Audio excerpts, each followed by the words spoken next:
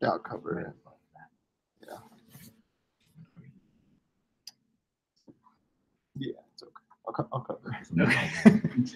All right, guys. How y'all doing? Do a big power clap. All right. So, how you guys doing?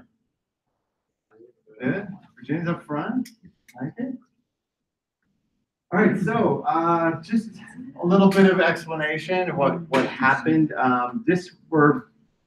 Timing was a little off. On Saturday, you guys should have done 5.3. No harm, really. It was more of a review. So on Saturday, you guys kind of got a review of 5.2. Is that right? Sort of?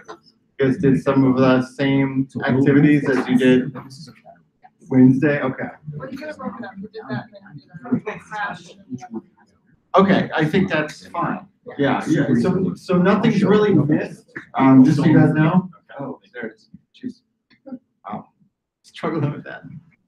Start grabbing. So nothing's really missed, no harm, no foul. We can keep going. If you guys have any additional JavaScript things that we need to work on that you feel like you're struggling with, let us know and we'll work on it with you. So yeah, we're gonna keep moving.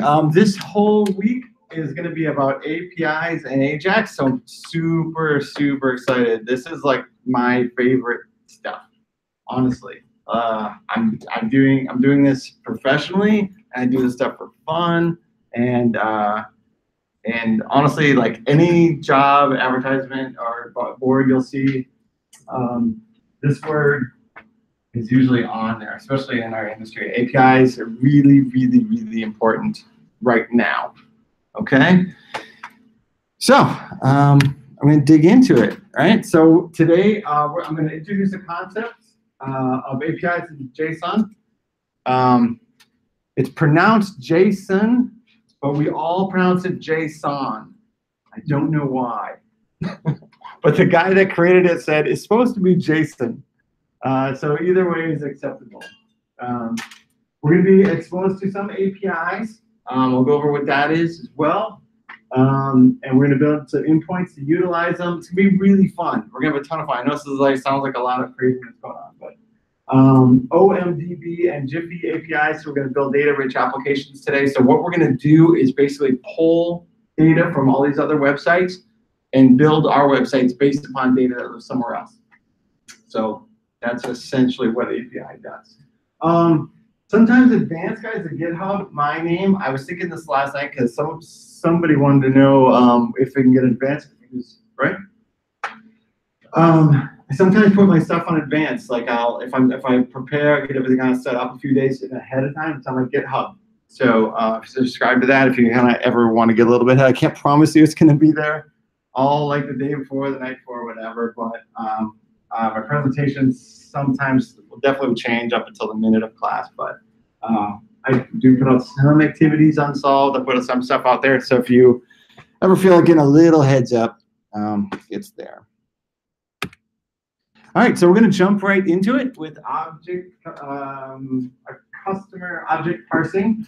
So we're going to use the instructions that are shown in the Slack out HTML in a minute. So what we're going to have is like a bunch of stuff that comes from an object, and then basically the instructions are how do you have these different properties and objects show up in a console log. So just a bunch of stuff up above, and then down below how you spit it out. This is going to be really crucial in what we're going over today because all JSON stuff is object notation. So it's basically taking a JSON object and parsing it out, whether it's local on your machine or it's halfway across the world. So this first exercise is kind of giving us that first, like, okay, this is how you use an object. This is how this works. All right, guys, so I'll let you work on that just for a little bit. And we'll reconnect in a few minutes. Welcome back.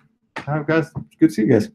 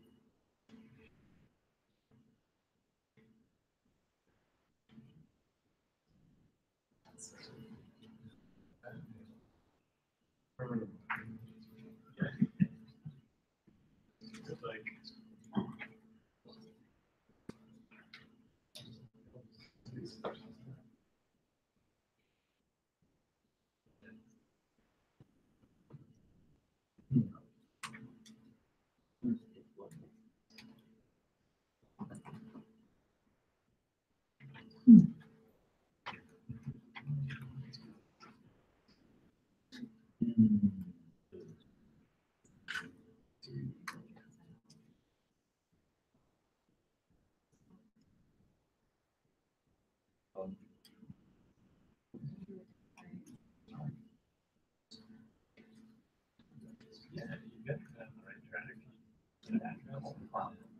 Since that's out there too.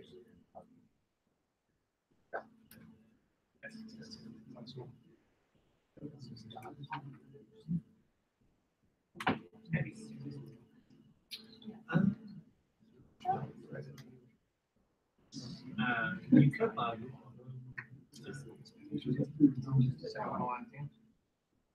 Okay.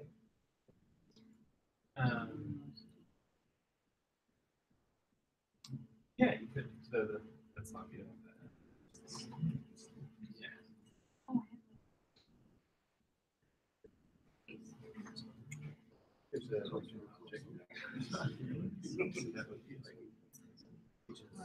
So they both you do this one. Literally.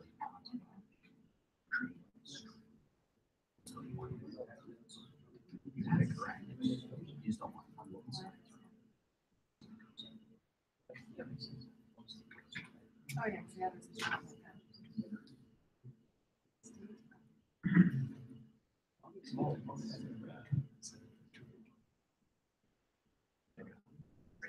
Yeah, all you gotta do is just. Oh. Hit enter and it'll auto. Yeah, I saw, because then there's that, you use that for each. Then we can.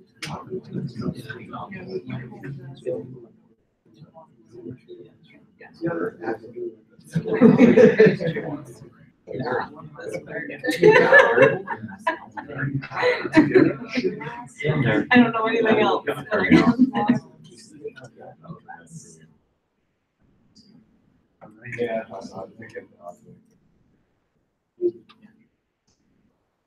Just on the dot.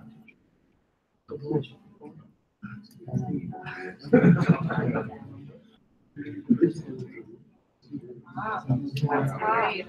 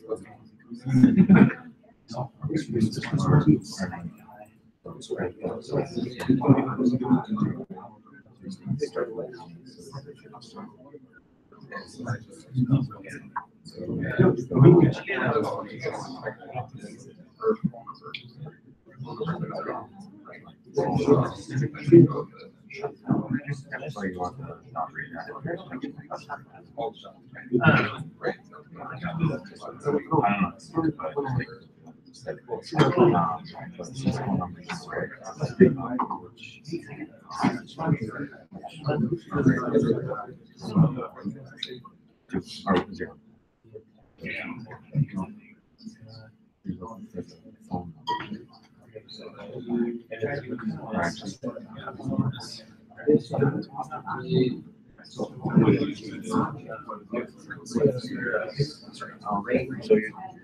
what's it?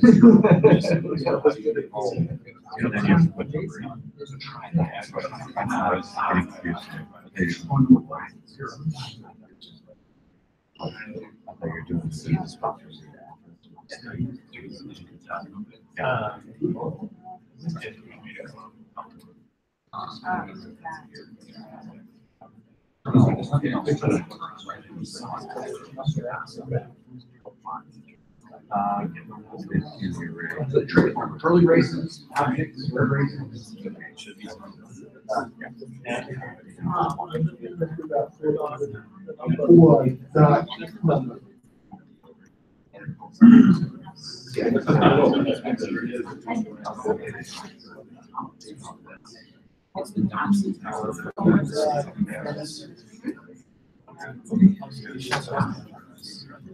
Okay.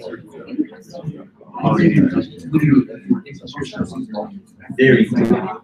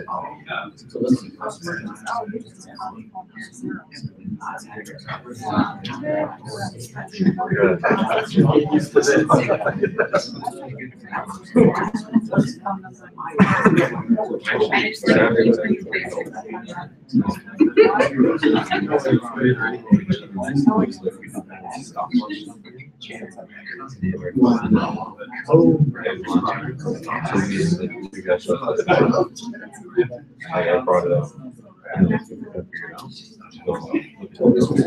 Instead of just sitting here. Yeah, so that's what I was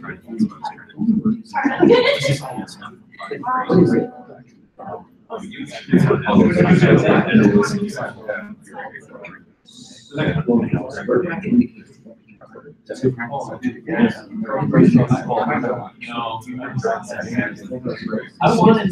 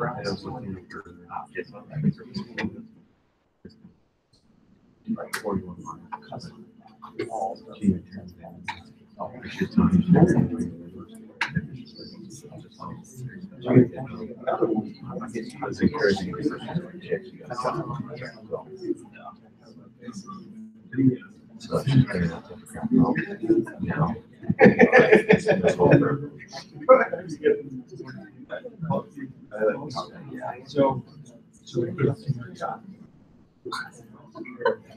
Yeah. I'm just curious. You don't remember?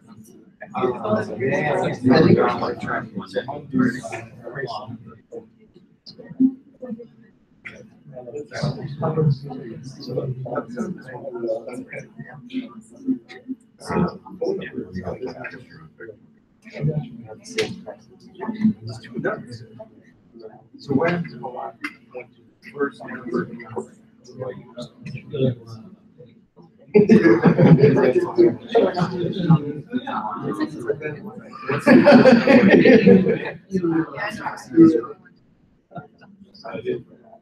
Yeah, I saw it. Yeah. Wow.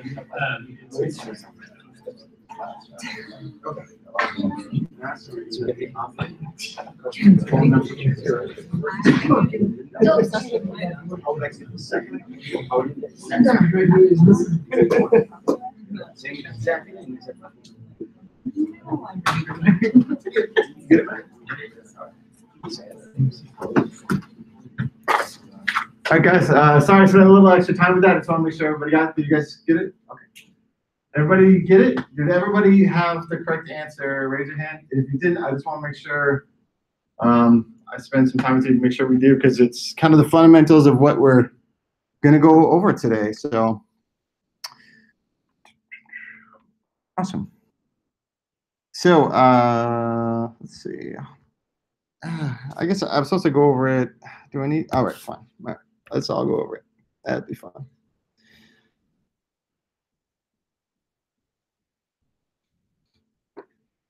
All right, can we all see there?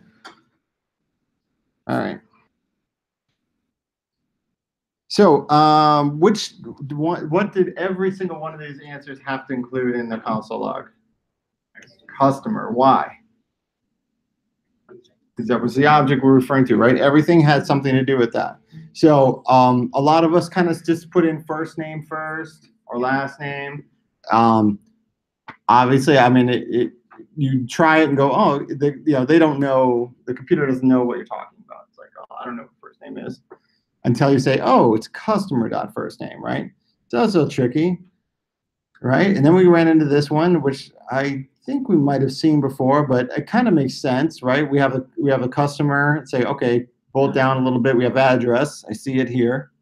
And then it looks like state. And there's no array here needed or anything because there's just the one, right? And then it got really tricky. And I would say about half or more of us has stumbled on this one a little bit. For good reason, it is tricky. So what is phone number technically? An array, right? So how do we number arrays? So we start with 1, start with 0. So the syntax, I think, kind of tripped us up a few times too. But since we just say, hey, I just want to point to the first index, right? Just gonna point to the first one. What? Okay, happy. Great Monday. So this is the second number, right? So the first one is the home. The second one is the fax, right? Does that make sense? Oh my gosh, I don't know what you guys are talking about, but okay. So good. Did everybody get it? Fist of 5?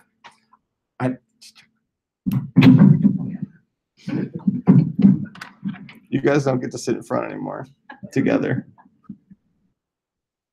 Separating you two. We were laughing at you. No, I know, but I mean, I'm right in front of you. So, okay. All right. So let's install the JSON formatter, all for our Chrome browsers. Okay.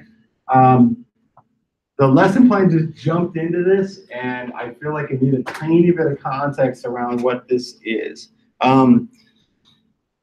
This will basically take your JSON object, right, which is a JavaScript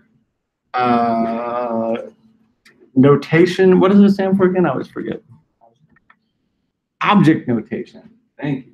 JavaScript object notation, which basically takes your object and makes it look pretty, right?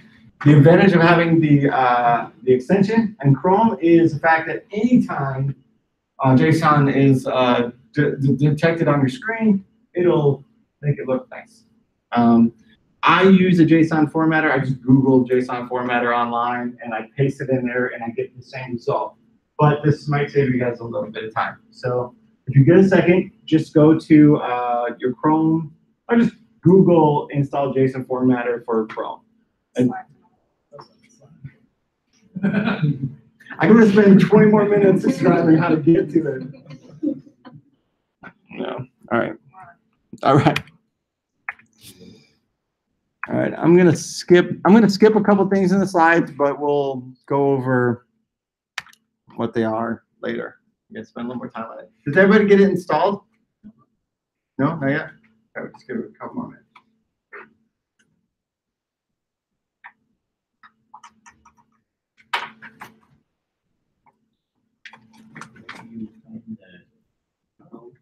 Hmm?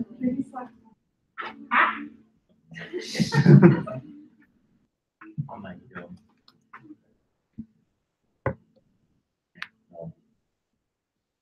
Okay. I got tons of JSON views.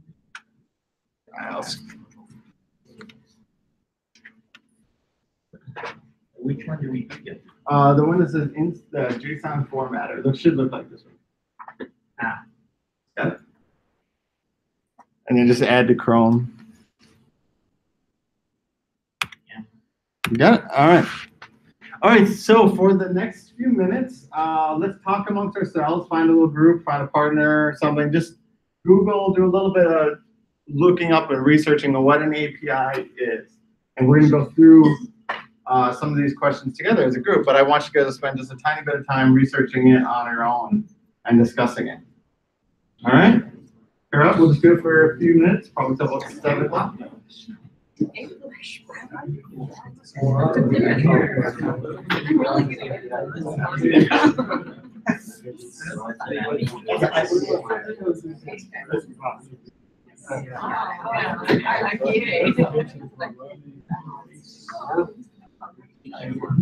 to be confused, everybody, with an IPA. All right? Not to be confused with an IPA.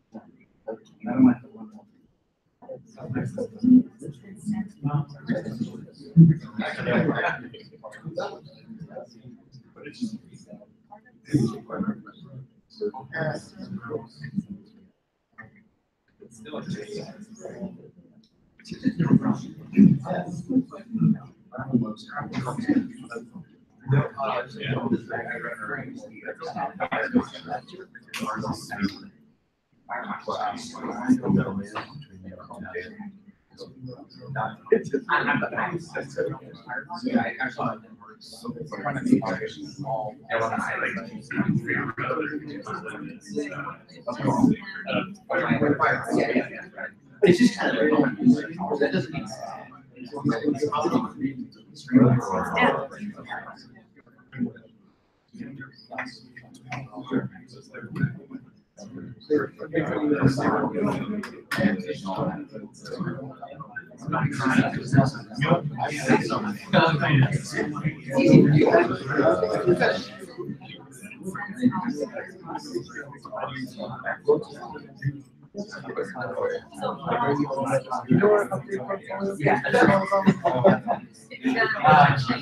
I was just looking ahead.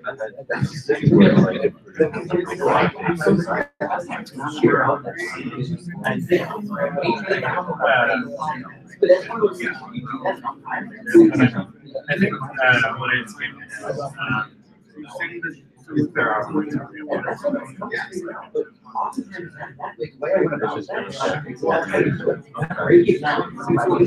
just because I was looking at that, it's all like Separate it out. No, this work. No, this work doesn't work. their project.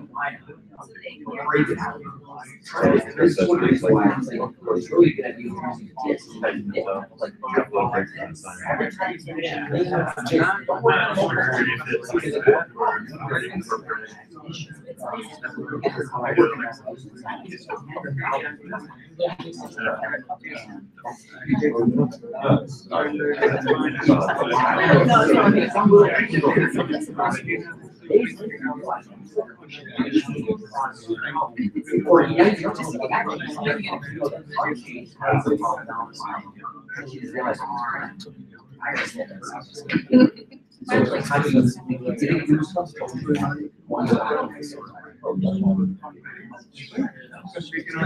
So it's really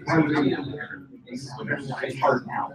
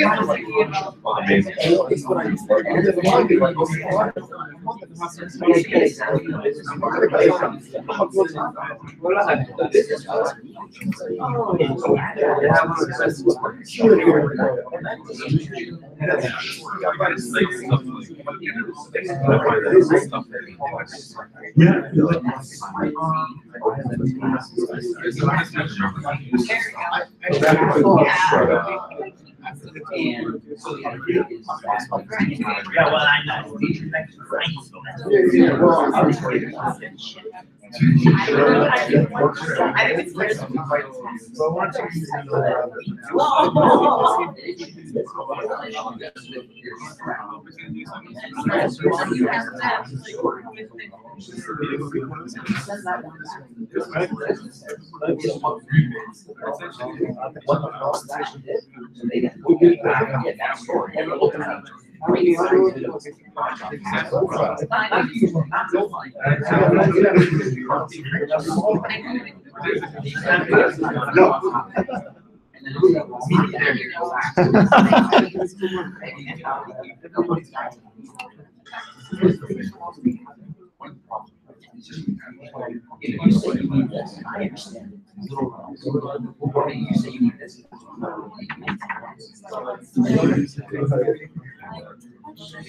All right, guys, let's come back to power class. All right, let's do one more. All right, good job, guys. So what did we discover with the API? What is an API? Who wants to answer? Kenneth? Because you weren't making eye contact. It's that's a good question. It's You're not prepared for it. A person makes a request. The example I read is like a person makes a request to somebody's server. So let's say I have a crappy business and I use Google Calendars on that business, and we want to use that Google Calendar. What I have to do is first they ping to my server, and my server would ping to Google's server to get data from that, like pure data from the Google server. Yeah, I mean that's a good example, right? That's a pretty good example. Anybody else have any other type of good definitions or examples of what an API is? Yeah. I had the restaurant example. If you want to order food, you cannot go directly to the kitchen and order it. You have to access the API. Tell them, they take your message and pass it on. The food's ready to bring you back. It's essentially what API does. Right, that's true. Right, that's true. So API does stand for. That's it. Hold on. Yeah, that is. Yeah. I have an example coming up that's almost as good. All right. Not there yet. All right. Hey, one up this one, huh? Yeah. Hold on. Thank you. When it's time, I expect the same amount of admiration. Yeah. All right. So application programming interface, right? With API, right? So what that basically means is that I can interface with another application if they provide data and use it in my own application, right? The security protocol sometimes that takes place, sometimes it's not. Sometimes I need a key for authentication so I can get like Google. They require me, there's required like information that they need in order to know that you're allowed to use their services. So what are some examples of sites that are using APIs? Does anybody want to tell me? Facebook's using API? You can use Facebook's API. I'm sure they're using as well. Yeah. Anybody else? Weather site. Weather site? Sure. Yeah, that's good. Travel sites? Why? Give me a good example of why travel sites would need an API. So there's like kayak, you could draw from all sorts of like Delta and Southwest. Yeah, right. That's a really good example, right? So maybe a kayak site that has a bunch of different airlines and stuff they can interface with, right? To try to pull in a collection of data. That's a good example. Anybody else? No. So Airbnb, right? Uses Google API for their maps, right? So when you go to Airbnb, you can see all these different locations and stuff by just looking at an actual Google map. They keep it updated because Google's business is the maps. Airbnb is, hey, we don't want to try to recreate Google Maps. We're not going to try to rebuild that. We're just going to use Google, and that's the typical example, right? When I was at Renters Warehouse, it was the same thing. It was like, I'm not going to build a map, right? I'm not going to put, but I have addresses, so I can use the Google Maps. You can zoom in, you can zoom out, you get the satellite view, all that cool stuff you can do within Google, within my application, right? So I didn't build all that. Wouldn't want to, right? Google searches, they use the weather, they use the API, right? They use weather.com or Weather Channel, one of those two. Which one? Weather Underground? I don't know. When you Google your weather, yeah. But Google uses another API to support weather because Google is not in the business of forecasting the weather. They want to get it somewhere else, right?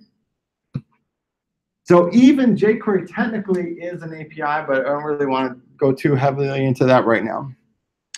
So there are millions of APIs in existence, right? There's tons, like there's no websites that I can think of that are commercially viable that are not using some sort of an API, right? Questions? Yes. So, different from like, say, like Ajax. Oh, okay, yeah. Give me, are you talking about the, Like what they use, yeah, I was getting, like the design, like, in that, that's more of like a partnership, I believe, with them. I don't think, whether or not that they use that same type of interface, I guess I wouldn't know, but I think your head's in the right place, yeah. Yeah. I think it's just like the nuance like when you Google for API, you probably got a lot of like APIs. That's where you're like, you know, like a server. But jQuery, like you had mentioned, that's like an API in the sense that it has some functions that you call. You don't necessarily know what it's doing, but programming with those functions. Right. I would, yeah, for me, I always think of like APIs as something that's evolving, you know, constantly. Like the data set isn't always going to be the same. I don't know if that's a definition, but I always think of like APIs being like, here's this thing, here's this repository of information. I can get into that at any time, but they're growing, they're working on that. Like that's going on. Yeah, go ahead. So I'm just going to add, I sort of think of an API as it's just a way to access some data, right? So let's say that I have a source, like a database of data, and I want other people to use it. Well, I could just make an account on that database and send it out to everybody. But then the problem is, well, then they would have access into my database and be able to do things like add records or delete records. So what I really want to do is make my data available to other people, but do it in a restricted way. That's what an API is, right? It's a way to make your content or some sort of content available, accessible by other people. Right. So there's two sides of this, right? There's the publishers of the API content, and then there's the people that are receiving the API content, right? So there's programs out there like Postman, right, where you develop an API and they can use this application to help document what endpoints will work with your API. From our end of it right now, we're just kind of concerned about what information we can pull out there. We're not going to be building our own APIs to present out to the world quite yet, but we're going to consume that information now.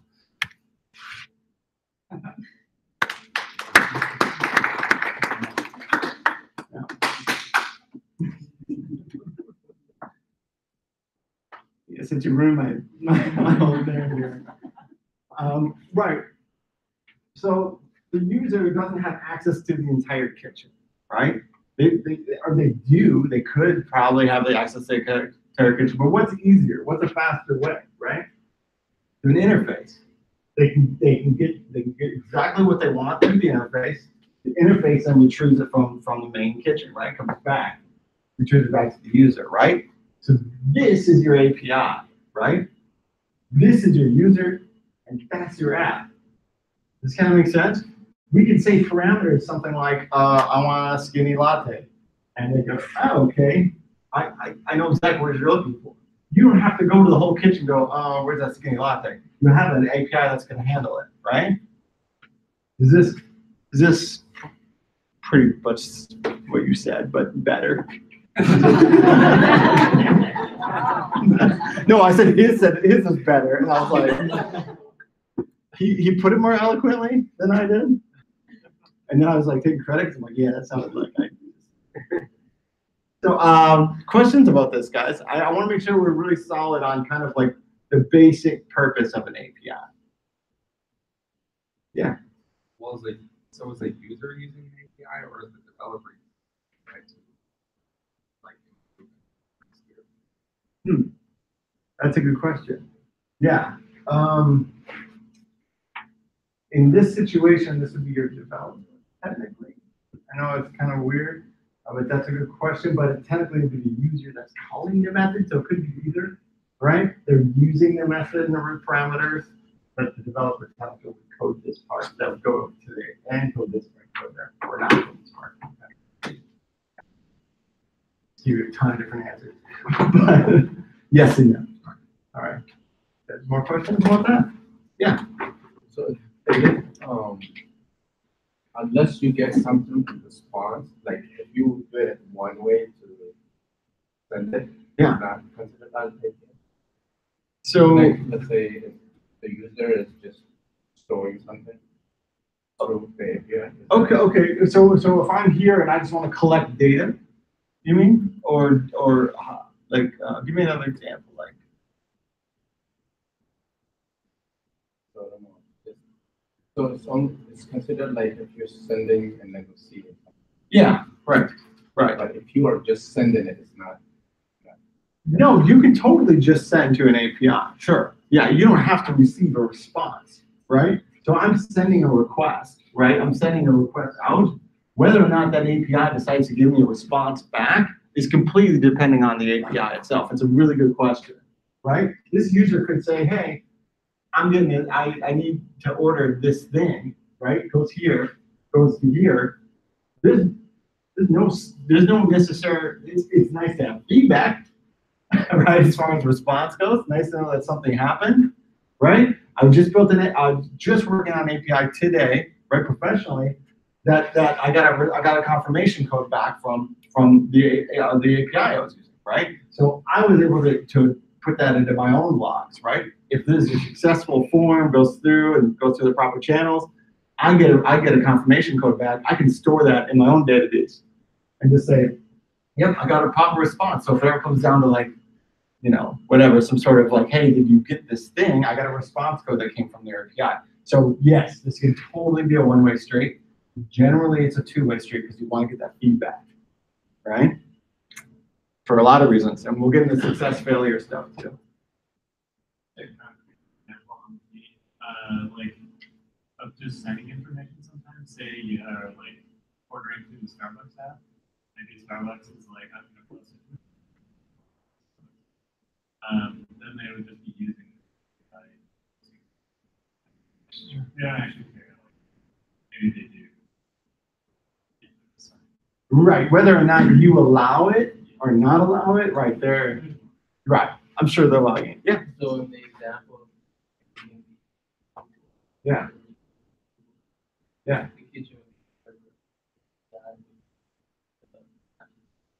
Yeah, so in that example, right, this is Airbnb, right? This is the Google Maps API, and this is their data.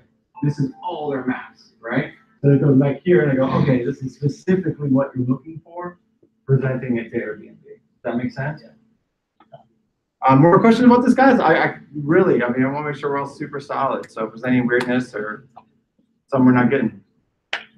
Sweet. You know what? This is a good time to do this. Let's select out the next to the French Bulldog one. I made this one. I made this one, guys. I made this one. So this is awesome. You're there to call me when I'm too talking, but you gave me applause at the right times. Thank you. Yes, finally someone admits it.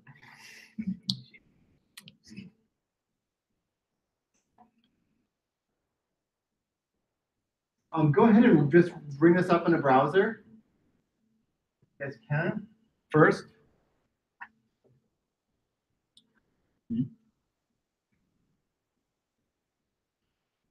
Just open it up in a browser. Everybody get a chance? Yeah.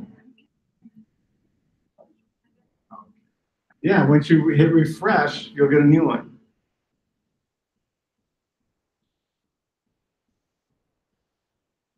Did I find you guys' favorite? Did I make your guys' favorite application or what? You did. All right. Dave? Yeah, I was going to put a Google ad on it. And make some money out of this deal. So once everybody has it, raise your hand. I want us to make sure everybody's got the Google ad. Or Google ad. Make sure everybody sees a French Bulldog. Everybody got to work? Yeah, good, good, good. All right, so let's walk through the code. Let's see what we did, right? Actually, let's discuss it together with a partner just for like 5 minutes, and then I'll work together as a group and kind of see what's happening. All right, it's like 5 minutes.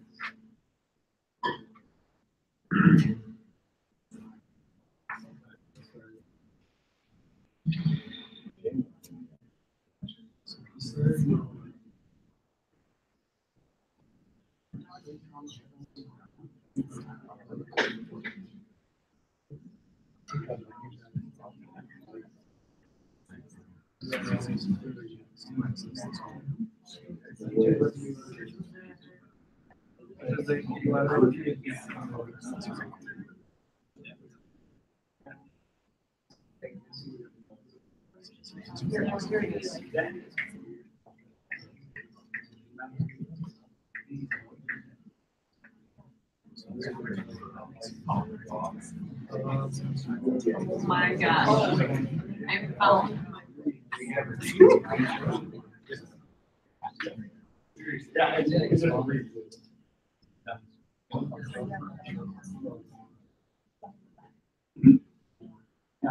Yeah, this is a free API.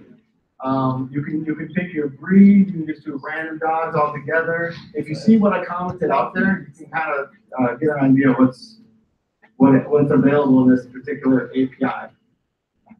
You can actually upload your own dogs for use with their API.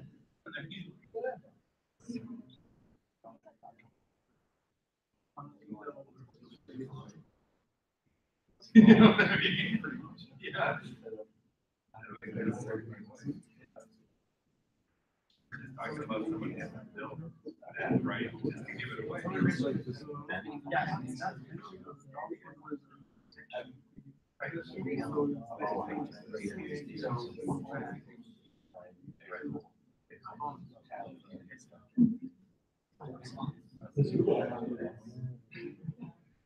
That's how they're making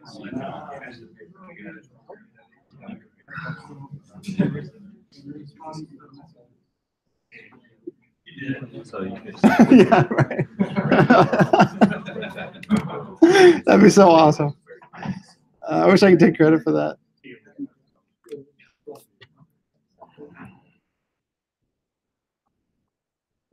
Oh, I see.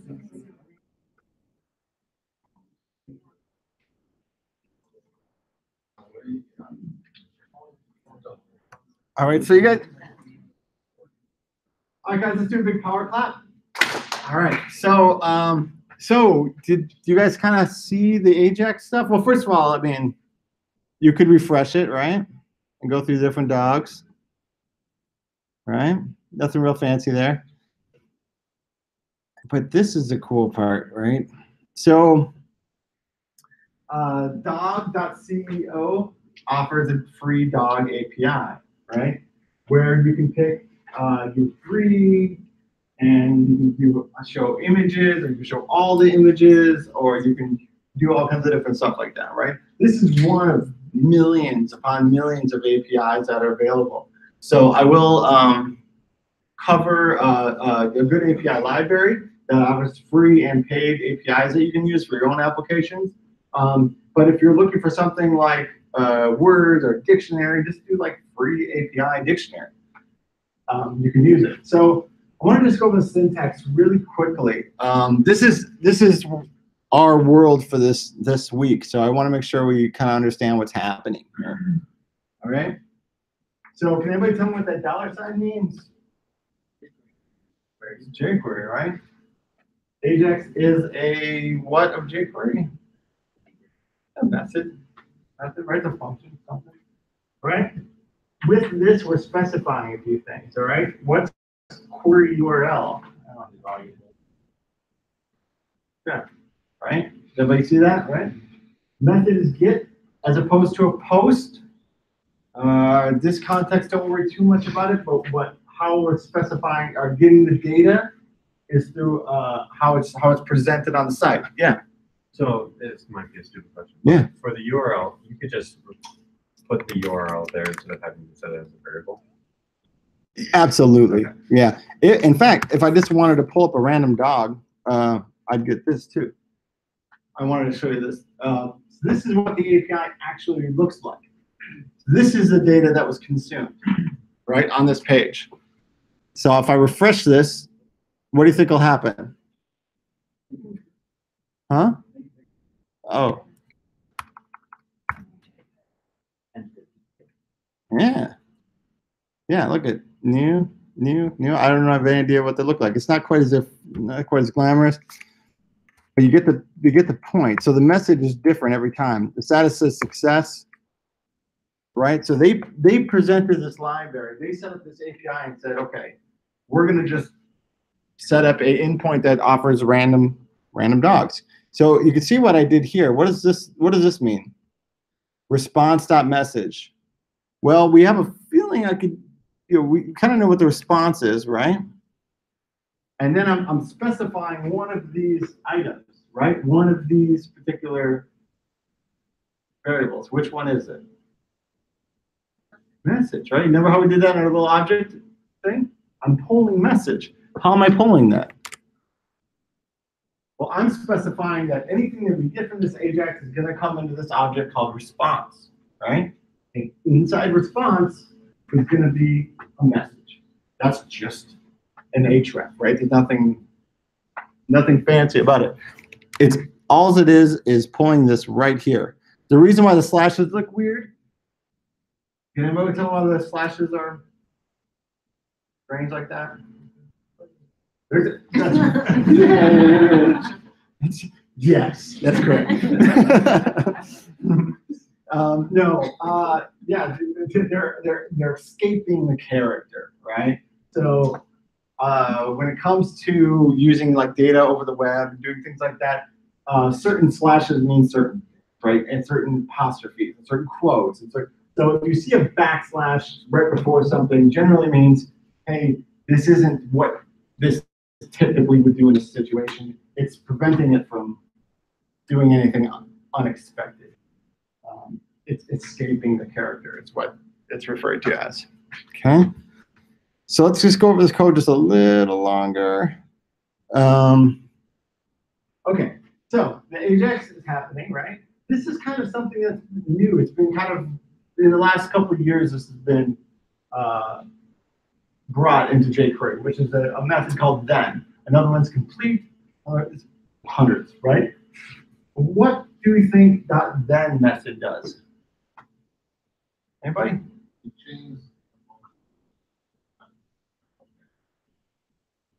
How?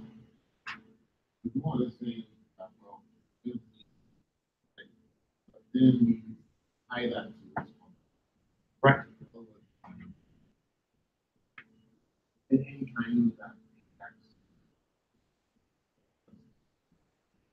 Right. So, right, you're right on. It's basically saying, do this. When that's done, do this. You know, that's essentially what this is saying. So, memorize, write down, photographic memory, this syntax, because this is going to be really important, especially this next week. If you guys are ahead of the game, you guys are going to feel like Saturday, like the last week, you guys are all like brilliant rock stars. You all do the activities like. How are you guys not getting it? Yeah, so really important. Like, remember this, right? Just real quick, does anything look confusing here at all? You guys recognize the syntax, right? You know, dot photos int, right up above, right? Easy. HTML, just whatever we're spelling it. There's a million ways we could have done this, right? Do you think I could have wrapped this Ajax call into another action? Maybe. On click or Yeah. What if I had a button on the page, right? I could create a button and say on click, do this, right? Do this. I could write a function that wraps this, right? That says every time you hit a button, do this Ajax call. Then you don't have to refresh. You just have a button that does it, right? What if I wanted to have a bunch of different dogs on the page? I could prepend or append, right? There's a lot of this stuff kind of comes into play with this, right? We say, oh, I just want a new dog photo every time I hit this and have it build. The latest one, the most recent one, I'll have come first. You know? prepended, right? There's a ton of stuff we can do with this. This is a very, yeah.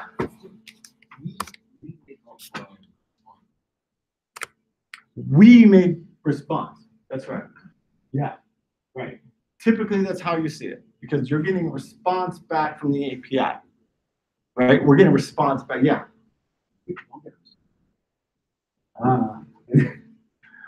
Right. Well, so this is a successful, right, call. We could do an error and we could do a failure on a callback that isn't a successful one. So if this doesn't happen, this doesn't work, nothing will happen. But we could put a catch into our application that would say it if this wouldn't trigger right. All right, we'll get into that too. I think we probably don't get into that until Wednesday, but want to make sure that that's definitely covered. All right, so this is a pretty simple what? What would you guys think this is called? We're just looking at the core API's response here. What is this called? It is an object.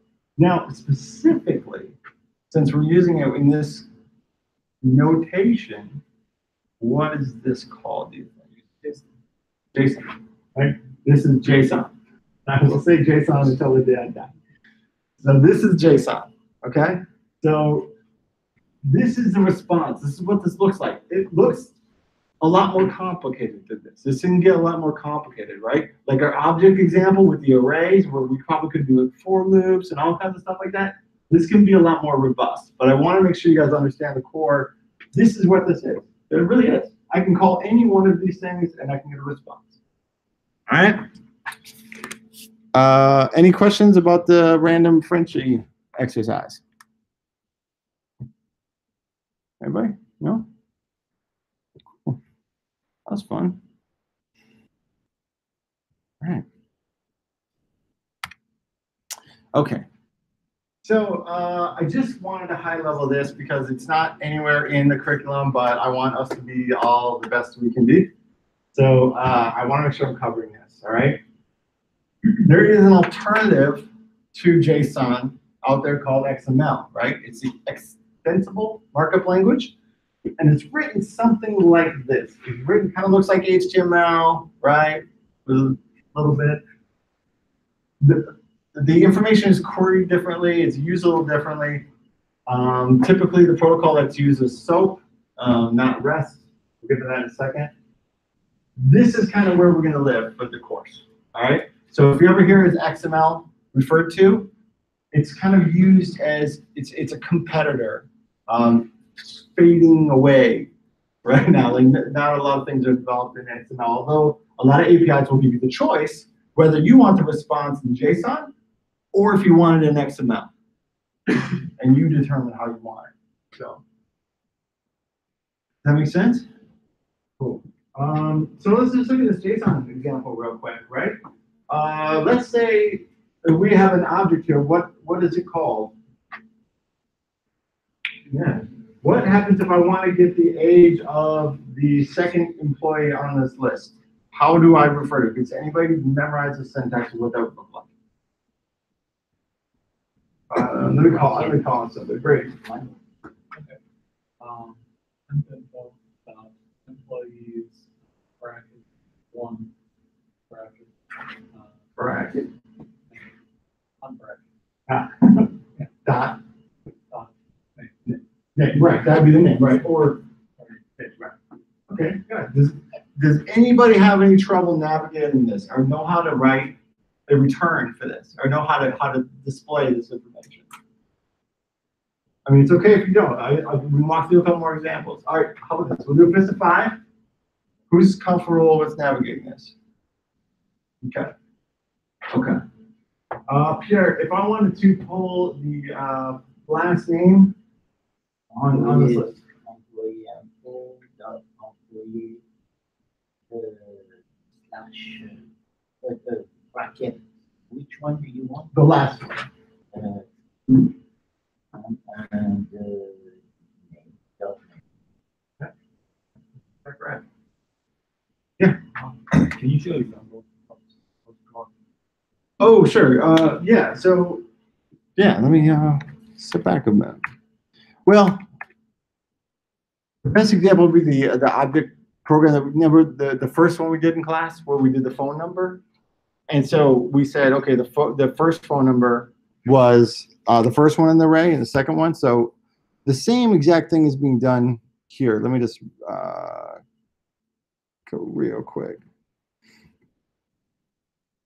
All right, so in this example, if I wanted to pull the fax number, which is the second phone number, how would I get that?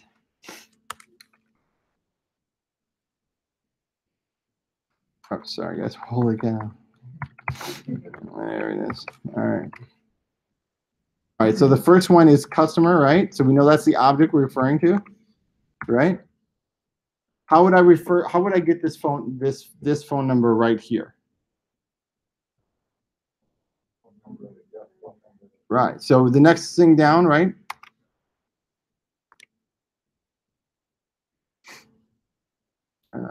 It's so dry in here. I don't know.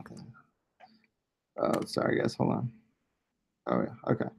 So, right. So I do phone number, but we know it's the first one, not the second one in the array, right? So how to refer to the first object in an array? Yeah. And whether I want the number or the type, there it is, right? So this is using that same type of syntax, right? So if we look at the example again, if you wanted to pull the first age, right, you would use the object first, which is right dot right. And since employees is an array, we can use the index, right? So what's the index for the first one? 0, right? And if I wanted the age,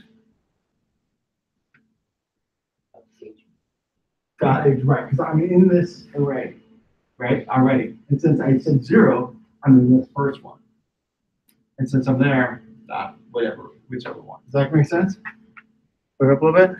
It takes some practice, but once you do it a few times, it's like, okay, this kind of makes sense. Trust me, it does get trickier, though, as well. Okay. So there is a difference, right? And SOAP is also something that isn't covered in the class, but I just want to make sure I'm covering it super fast. Simple object access protocol is different than representational state transfer, which is REST and SOAP, right? SOAP is typically used with XML, which, like I said, is kind of deprecating at this point, right? We're not using that anymore, right? The main one right now to focus on is JSON and REST, right? But they're the method in which we interact with an API, okay? Does that make sense? There's a web service out there. How we consume the data is either basically through one of these two transferring operations. Does that make sense? Yeah. That won't be anywhere else. You guys will never hear SOAP and XML probably again, but I just if it ever comes up and say, hey, why did you guys do this in SOAP and XML? We'll be like, well, told us not to. Oh, look at this, guys. Now we should go over our first AP. All right. So I just want to cover this quick. We're not going to do it. But if you guys want to play around later, we'll Slack out the information. Mashape, you can set up an account. Some of the APIs on there are paid for, some are not. But it's a library for APIs. So if you're building an application, you're like, oh, I want this data that's available out here. Mashape will have just a ton of different libraries for you to access. Some are free, some are not.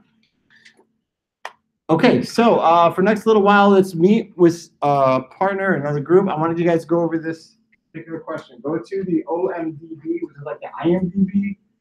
I don't know what the difference is. Look into the documentation, try to answer the following, okay? Without using the user interface that's on there, how would I query the OMDB API to get all the information that are related to the movie Frozen? So talk with a partner about these answers, okay? And just think about it. We're not going to actually do it. We're not going to select someone out or do anything like that until you didn't know, did you? Not till after we go on a break. So I just want to spend a lot of time with this right now and just discuss it. go over these two things. Don't worry about this note, ignore that. But just look at the API, really just write down, what would this look like if I was going to try to get this object? What would this look like? Okay? And we'll spend just a little bit of time doing that. I'll just Google OMDB API.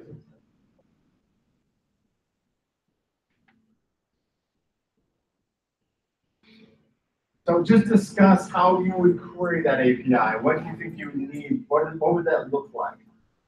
How you would navigate with that JSON that can track from them.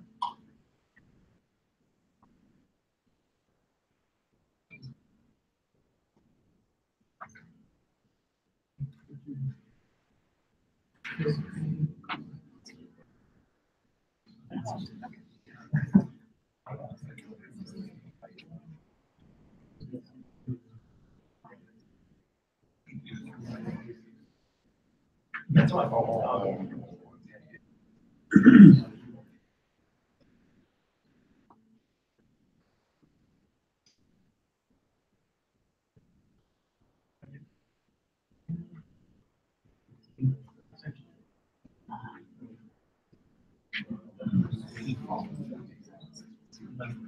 So in the random dog example, guys, real quick, I didn't send any parameters.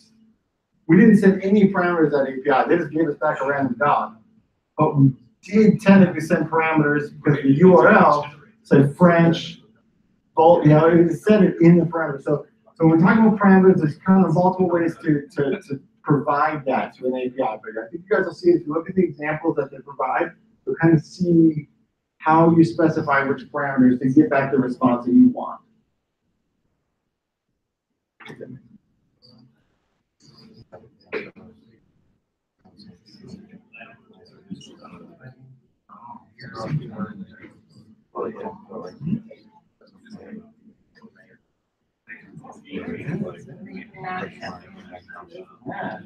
Yeah.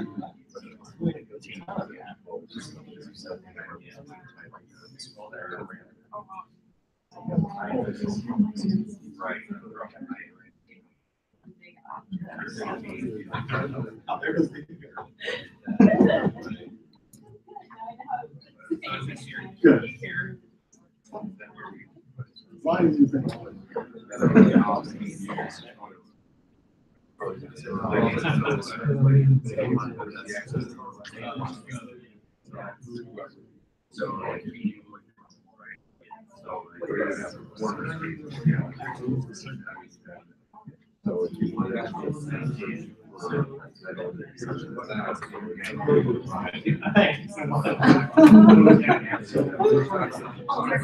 Yeah, go ahead. Get familiar with it. Yeah, that's important part. You don't probably have to specify it. Yeah, they probably don't. Yeah, so what is this? So what if I wanted to change, if I had to respond, say, how would I treat it? Right. Yeah. If response,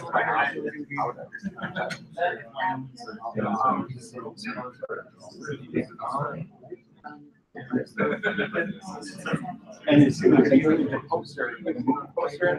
Yes. So you could use the image tag is put that in.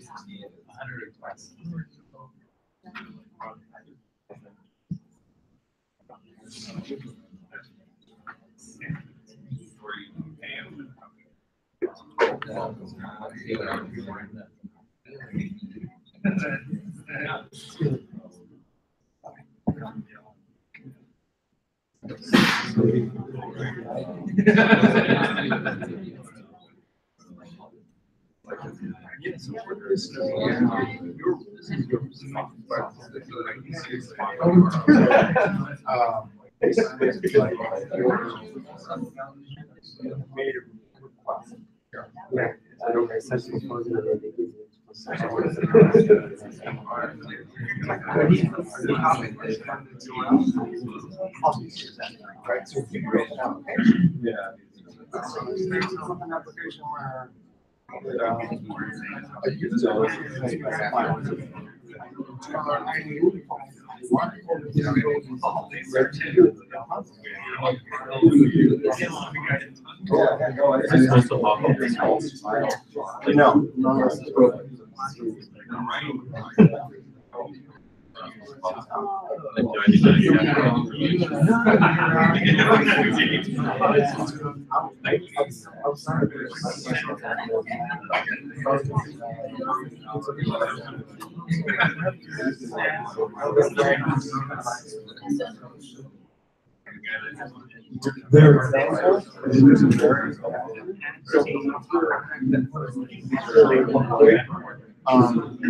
I want to show you how to attach the Json as part of the so, okay. You want to make it work? If you're gonna explain it, there's no point in Yeah. explaining it. Yeah. So, yeah. There's an answer. Okay. Cool.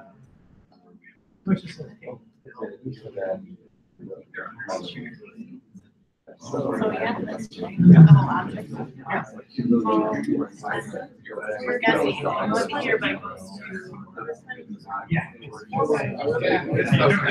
Yeah, so let's do this. Okay,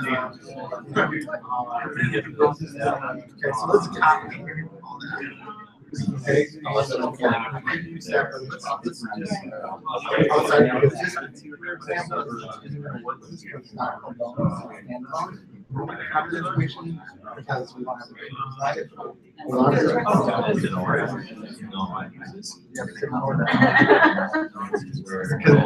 Can't recall it just without having a ground.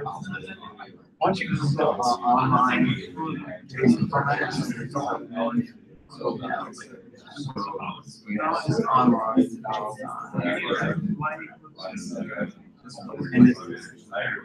And just type it in. Just so you see what it actually looks like. There we go. Yeah.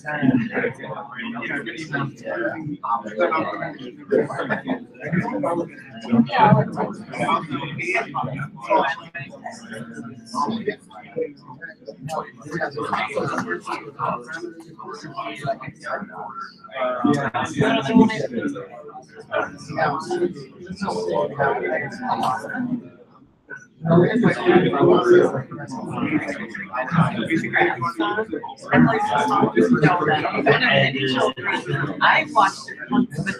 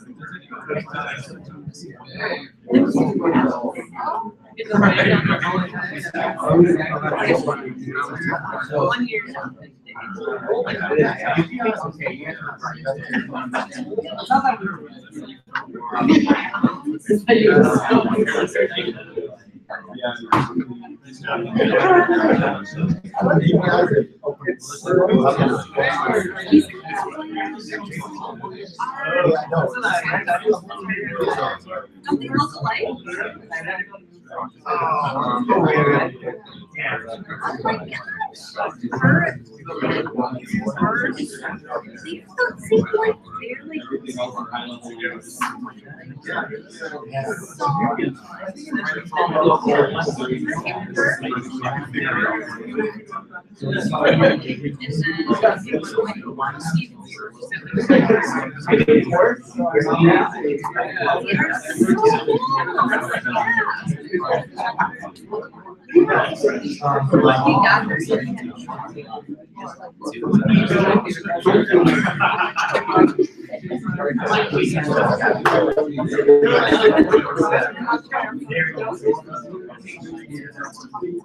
Yes, they do that too. They don't like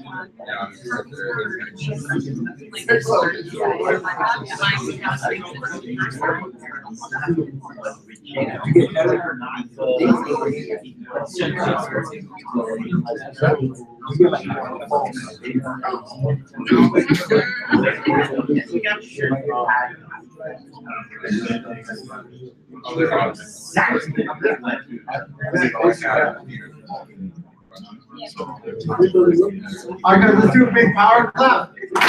All right, yeah. So we are going to go over just a couple of things real quick. So essentially what happens, right, when we specify these parameters, right, is that we're building a URL, right? T equals frozen, right? API key, which we'll get into, is us. But we'll get into that in a second. But you're essentially building these parameters, and that means you're building a URL, right?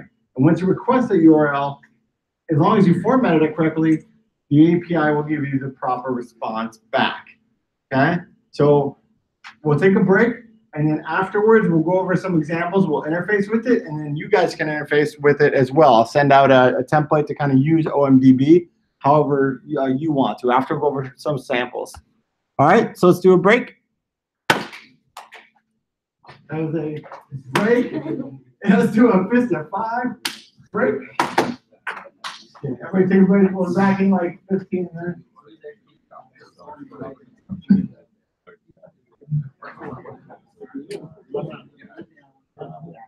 I have a question for you. Yeah.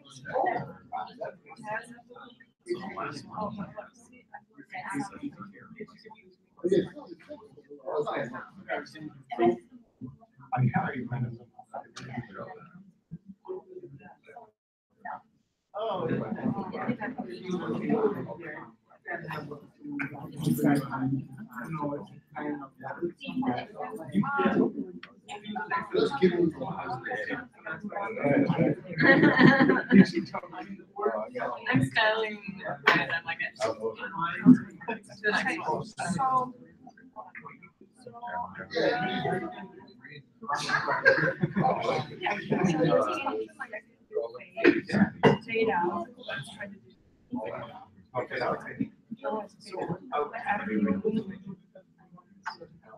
Go away after a little while.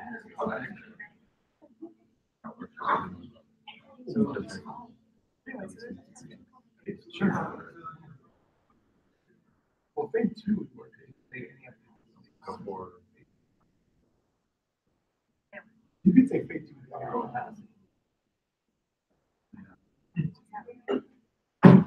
I just got this. I got. Shit. But I want that. Y'all.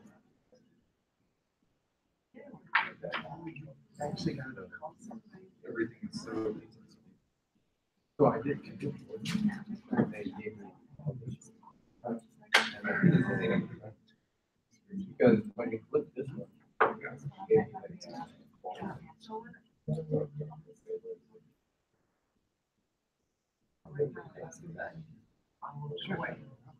Are you just trying to? So I'll take that.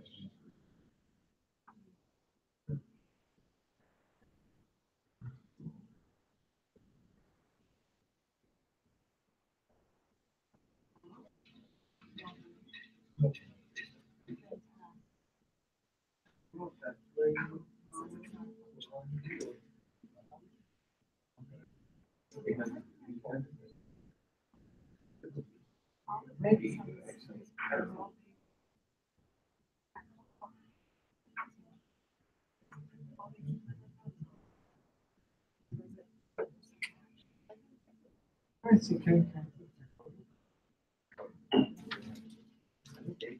And there's zero.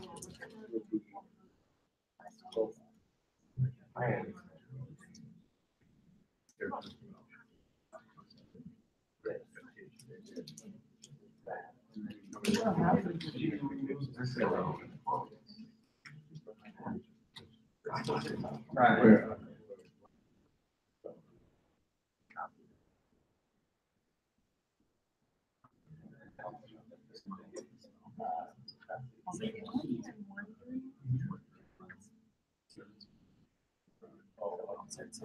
And I think you have to drag it. Basically, I'm saying.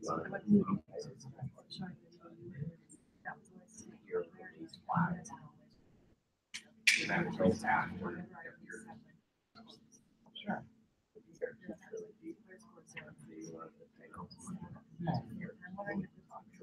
Yeah.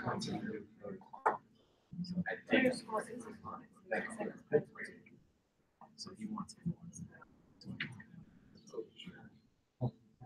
Yeah.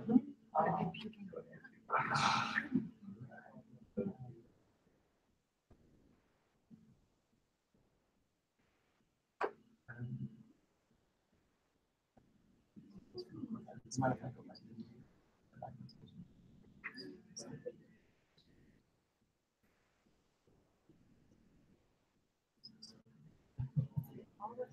sure, you always have an interaction about that.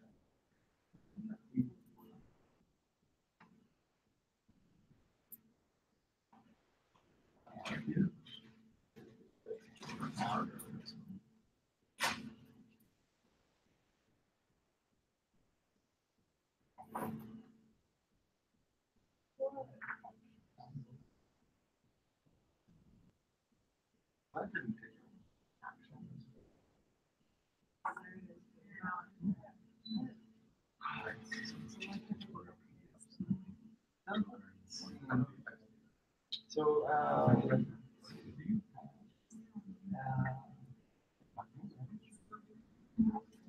Yeah. On my other job.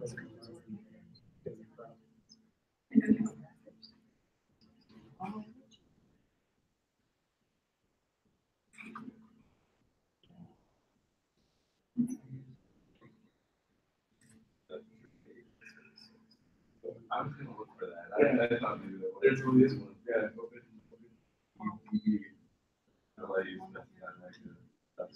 Yeah, no, it does. I guess, and it's actually structured. It's pretty good. That's what I. Really? That's just the opposite. And that should work out. Oh, actually, no.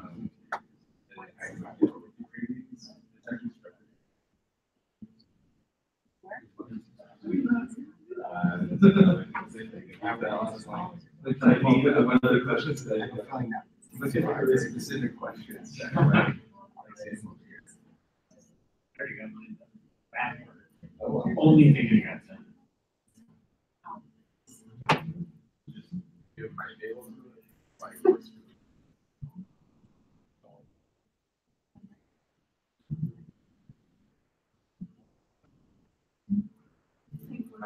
Like, because it's running.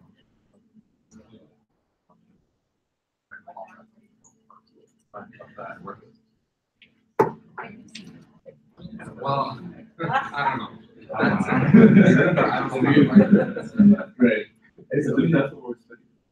Yeah, sure.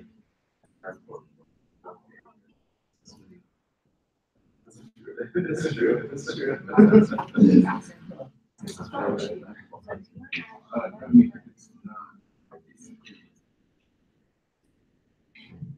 Just for this reason.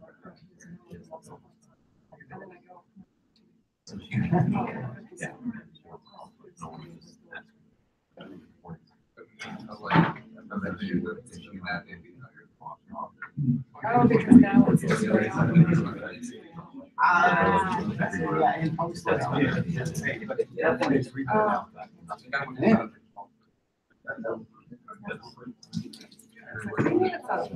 Right there, it says so.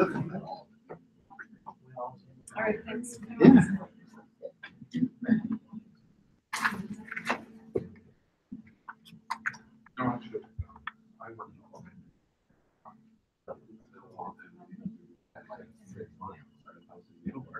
No, it's like,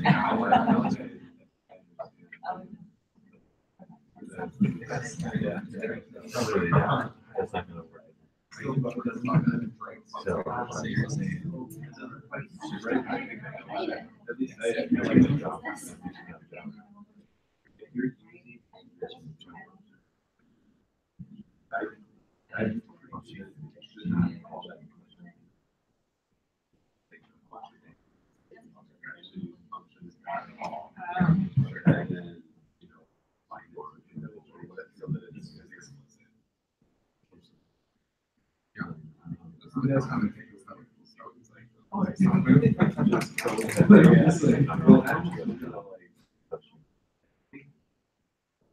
I think if you look like that, I certainly maybe what appeared to be I think those are actually. Like, I don't think that's where we're that's like, I'm just curious about your work. How I tweak things with that. Oh, just at the end, I'm trying to get rid of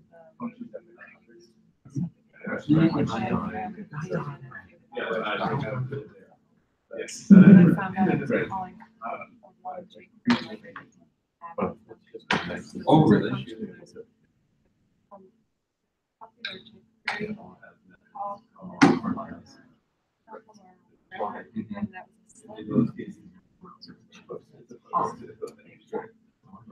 So is it working? Oh. We just figured out the jQuery library.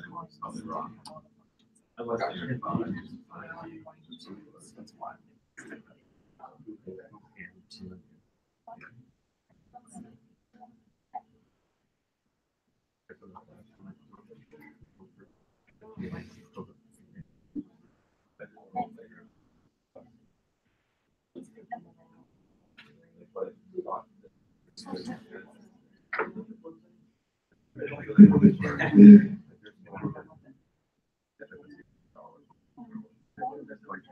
I'm trying to do it. I'm not gonna finish it. I'm trying to get as far as possible.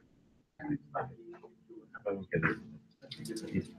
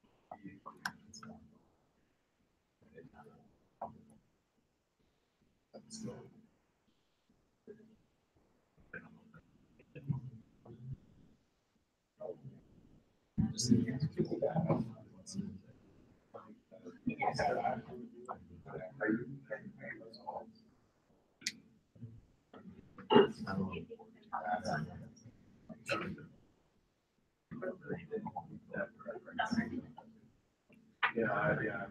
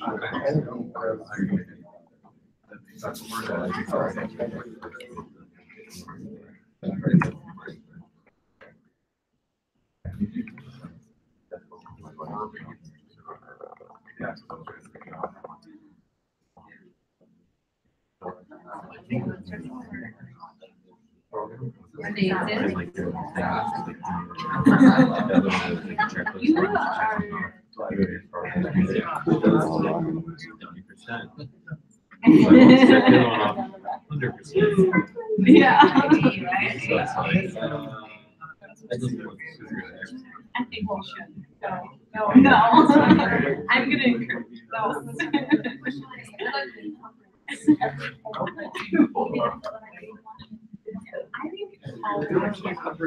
Yeah.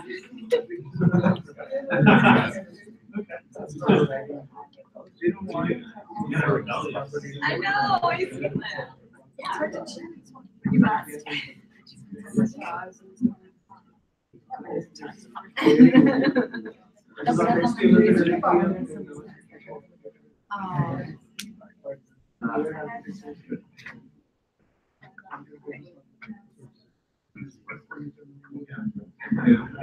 It looks way better than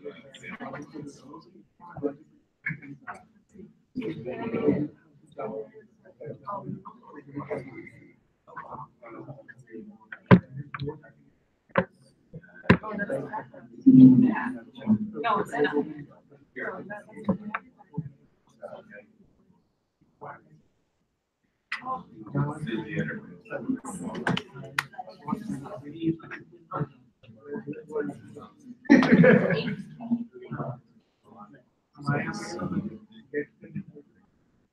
All right, you guys all ready? Come back. All right, let's do a big power clap. All right. So I thought we'd dig into that particular API, the OMDB one, a little bit further. So I'm going to do some examples first, and then I'll let you guys kind of tackle it individually. All right.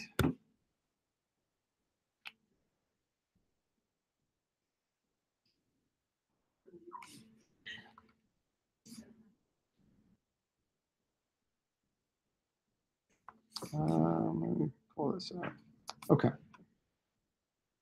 All right, so can everybody see this? It's okay? The font size is good? And that? Yeah. All right, so what are we building here? This query URL being referenced right down here. What do you guys see with this? Off the top of your head, what are the first couple things you guys noticed?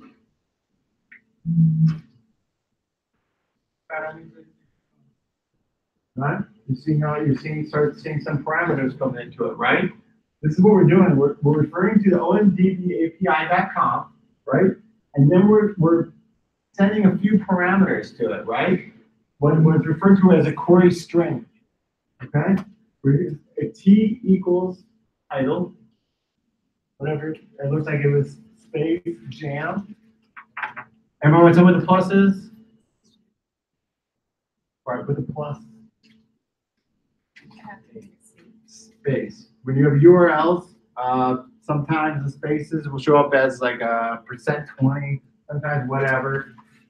For our examples, if we use the space, just do the little plus in it. That way the URL will be formatted properly, right? When it gets over to the API, it'll know what you're talking about, okay? So that's why it's a plus. Don't All right, so we're also setting a couple other things. Let's look at the whole parameterized string here. Okay. Plot equals short. I'm not sure. I didn't read the documentation all that well. I'm not sure what that means. Does everybody know what that means? Everybody know? Plot. What is it? Huh. Short description of the plot. That's where we're gonna get back. Cool. All right, so it was one of the parameters. So when we come back, that's what we should get back, right? Okay, and then the API key is equal to trilogy. Okay, so remember how I said at the very beginning, some APIs will require a key, right? In order to use them, some don't. Like the dog one that we used didn't require a key. It said anybody can use this. This particular one requires a key. I believe it's free. You can set up for one if you want to, or you can use this one just for class or whatever. All right. So a key is basically like a password into a website, right? You're basically saying, hey, as many times as you call this API, right? This API knows it. These guys over at OMDB know that this is getting hit, right? Somebody step on a mouse. That's embarrassing. That's horrible. I'd be so red if I so you embarrass me by saying that it's embarrassing. Gosh, that's even more embarrassing. Instead of the smile, that means it's not hurtful. That works? She's like the shame police. All right. Oh no. No, you don't. Oh, you're from Minnesota. Really passive aggressive? That's our language. Or should I say, oh, really? Is that being passive aggressive? Can I go on? Thank you. Okay, so an API key is like a password or like a credential, right? So if these guys wanted to be like, hey, we're no longer letting the Trilogy API use our API, or the Trilogy key use our API, or that organization that we supplied that to, they're going to say no, no more. And then we'd fail, right? We'd get a false, right? So we no longer work. So basically, the use of having an API key is, so it's a credentials, right? They're usually not this simple, right? There's a million different ways we can handle credentials with API. There's certificates, a bunch of other ways to handle it. For this example, right there in the string, it's plain text. You guys can read it. So pretty simple. So yeah.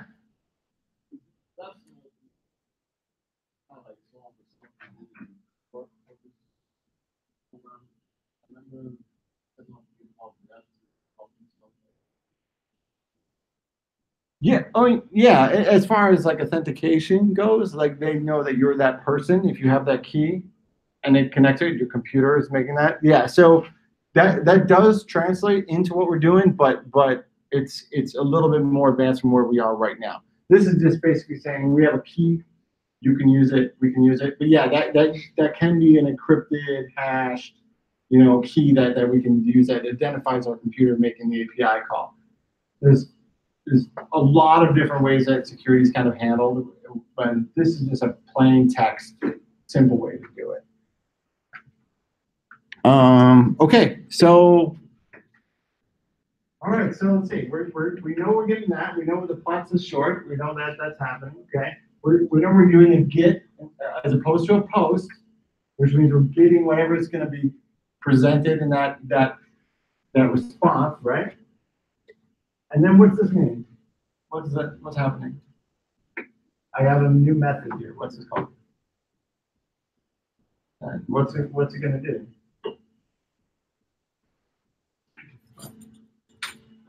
So after we get this URL, then we're going to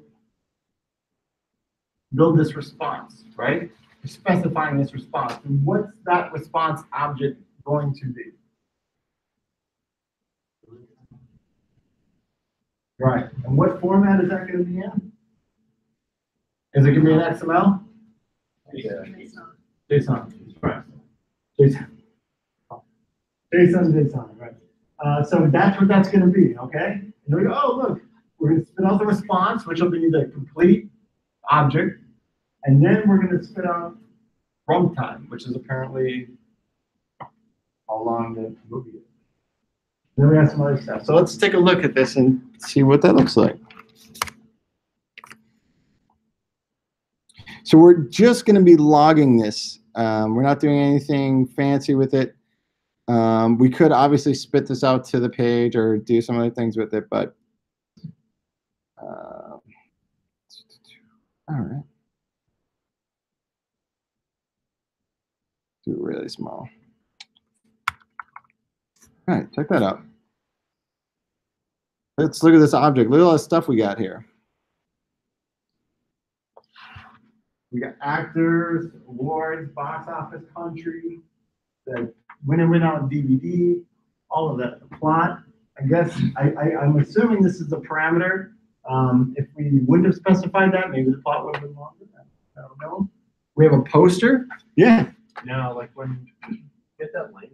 Yeah. And you try and post it to bring it up, like you have to console log it to find that information, or can you bring that up on like the home? That good question. Yeah, so we can bring it up in our own tab as long as we have the key. So that was what was missing. So let me show you that quick. I'm glad you reminded me of that. All right, let's do this. So I'm going to copy this, put this in a tab. Okay, who wants to yell out a title of a movie? Anybody? All right, I'm just going to put Blade Runner. We'll see what comes up. Wait, Blade Runner what? All right, Blade Runner 2049. Does that look right there, buddy? Ooh, movie not found. Did I spell it wrong? No. Let's see if it says Blade Runner, just the first one. Oh. Nope. I don't know what that is. Rockwell Tools Blade Runner X2. I don't know what that is. All right, anybody have another movie? All right. Right, thank you. That's a good one too. Lion King. Did I spell lion wrong? No. Oh, is it really? Let's see if it works. Oh, the Lion King. I'm not sure why Blade Runner wasn't in there. I have no idea. All right, but look at this, right? Oh, you know what? I didn't download the extension, so if actually, hey, let's select this up real quick. I'm going to select this out to you guys so you can see what this looks like with your fancy extension.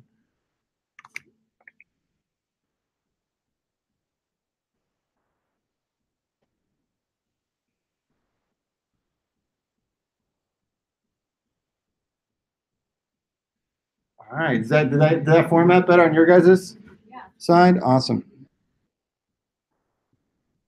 So another way to see it. I guess it wouldn't work. Well, so what I usually do is, like, if that doesn't work for whatever reason, I use an online JSON formatter, and I can just put it in there. That's typically what I do. I don't have an extension or anything. So somebody want to tell me if I wanted to return. Well, let's do an easy one first, then I'll do a tricky one. What if I wanted to return the language that this movie was in? What does this particular, what would this look like? Response dot what? Language, right? So this is the object. We know this represents all that JSON, right? So let's change the title of the movie to Lion King. The Lion King. Let's put Lion King because we know it worked. All right.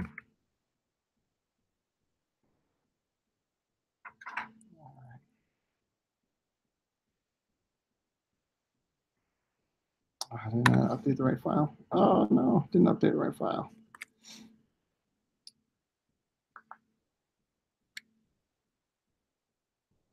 All right.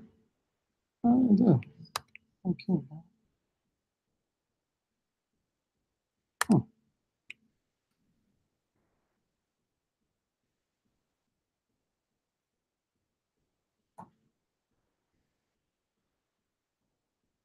All right. See, it just spit that out nicely. All right. Ooh, I think we're pros. All right. What if I wanted to pull out one of the, let's see, one of the ratings? What if I wanted like the Rotten Tomatoes value? What does that syntax look? Virginia? Wait. Oh, wait, Rotten Tomatoes. And then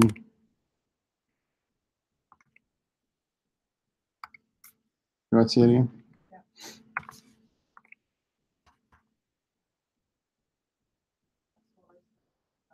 All right.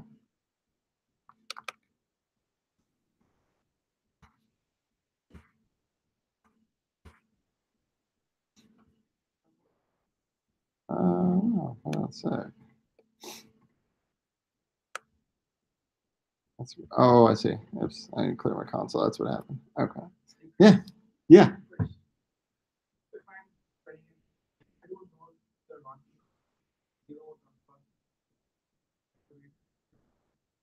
You mean, is there like a key I can use for the value? Yes. Depending on how they supply it. So let's take a look.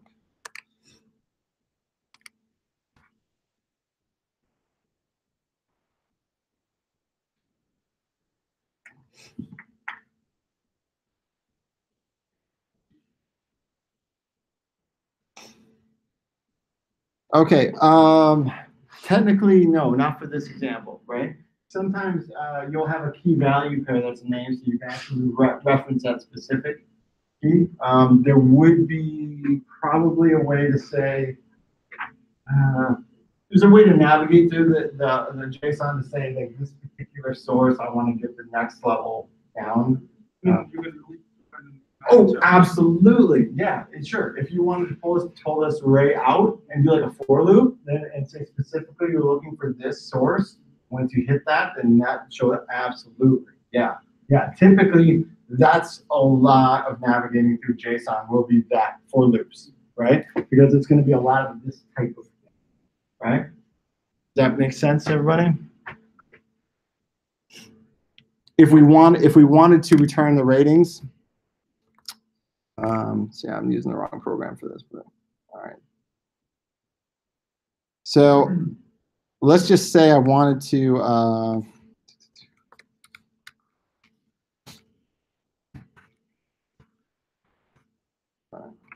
don't know.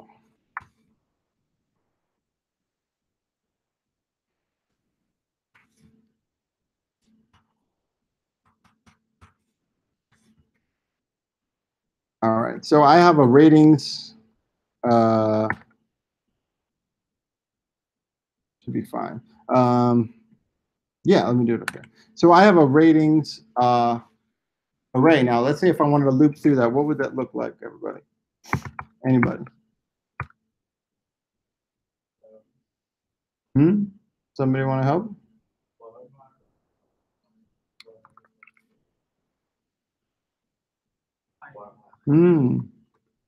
He said var equals that. Sure. All right.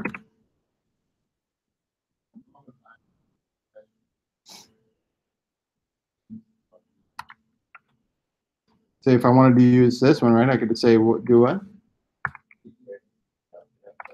Yeah. Oops. Sorry. Thanks. I plus plus, right? Yeah. Should all be pretty good at that, right? So let's do this. We'll do okay, so since we have the ratings, let's take a look at those again real quick because I don't remember the syntax. Okay, let's just pull the source out then. So what if I wanted to get the source of each one, of each of the ratings that are on that IMDb page? What would that look like? Anybody? Well, all right. Because I assigned it to an array, right?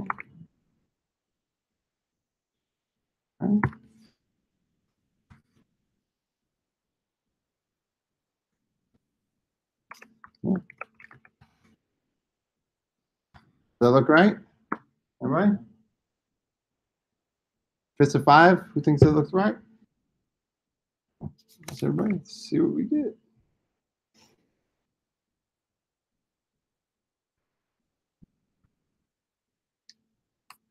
All right.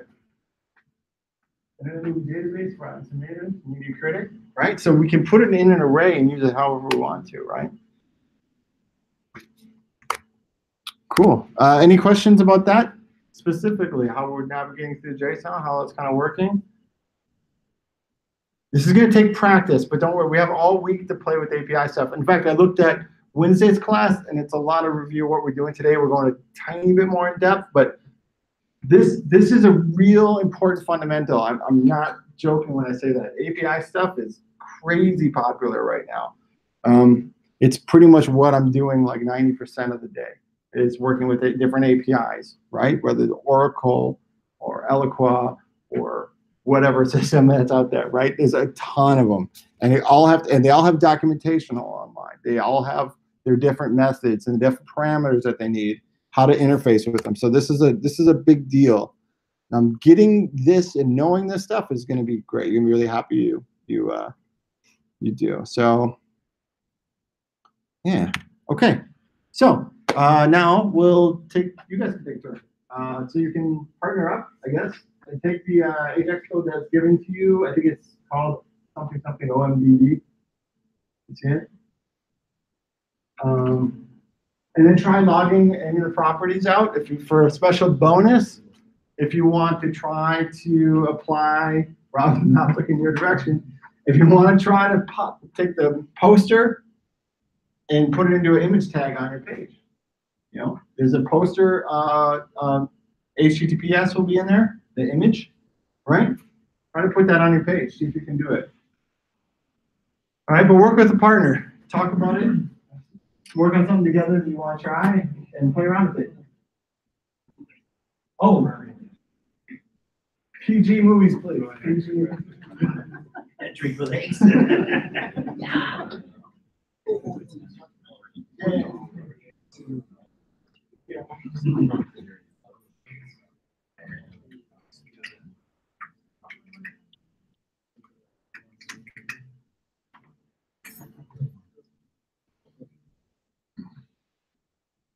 Or someone could try to pull out all the movies like a trilogy.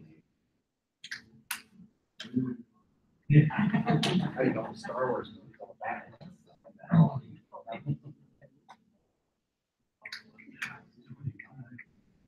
All the James Bond movies.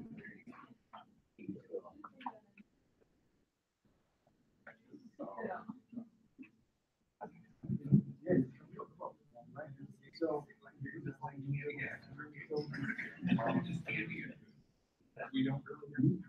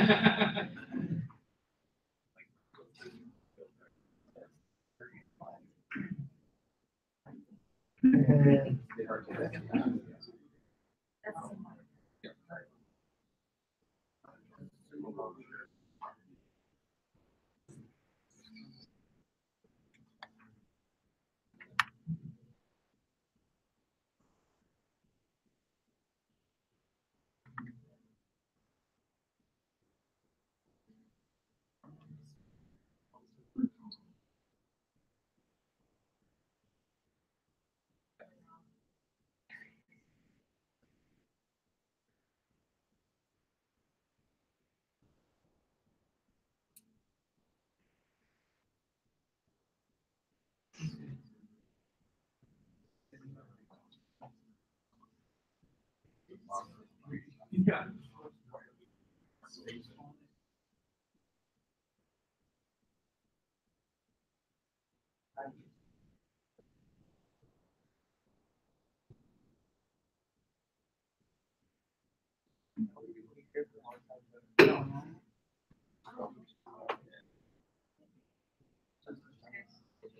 Yeah, no, something like this is it.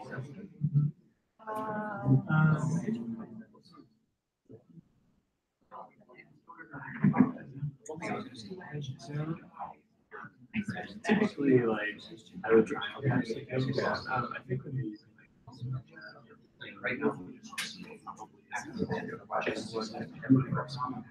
So, but just for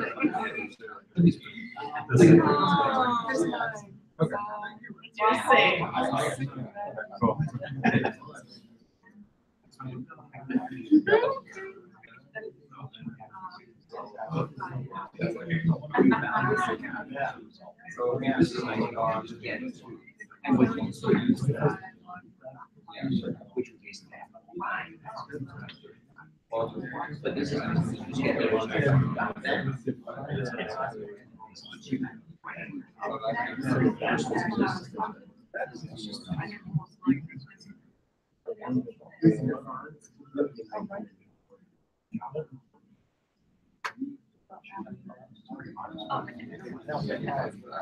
do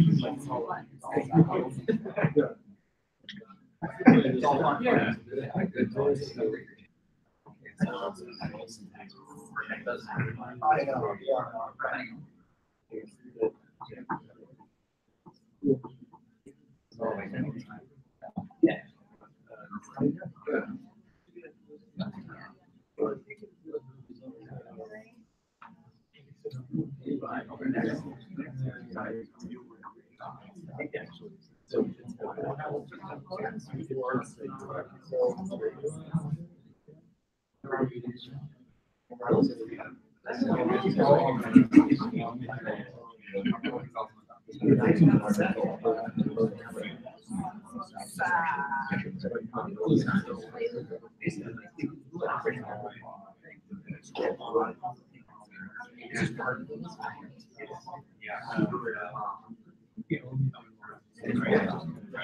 yeah.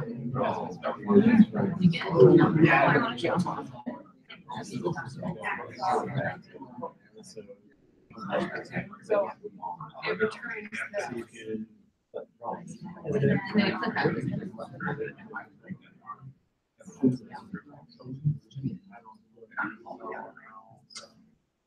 Yeah, I think if we're just searching for.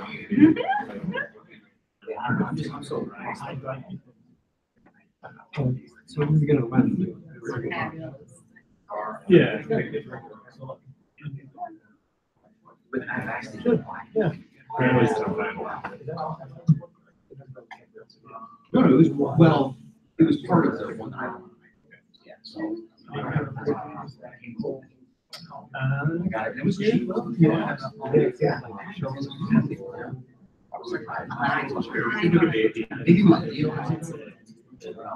I look now. Western I want.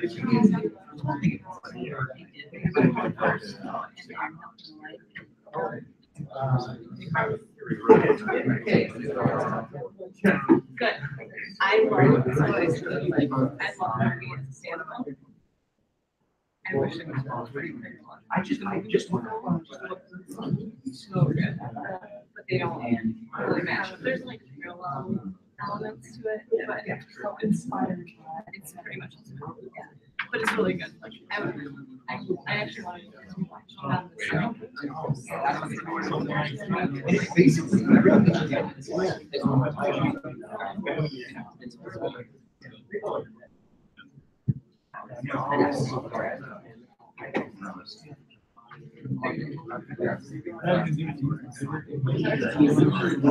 Honestly, that will be.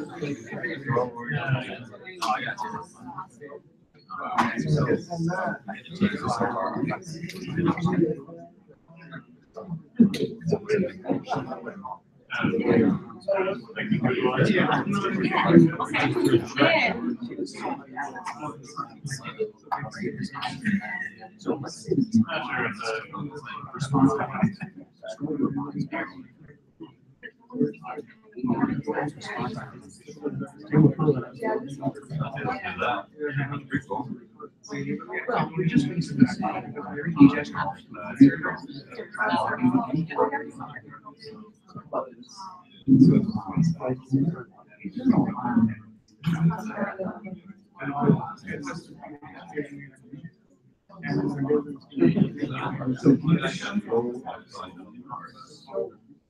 So we show you somewhere. That's all ours is. Yes.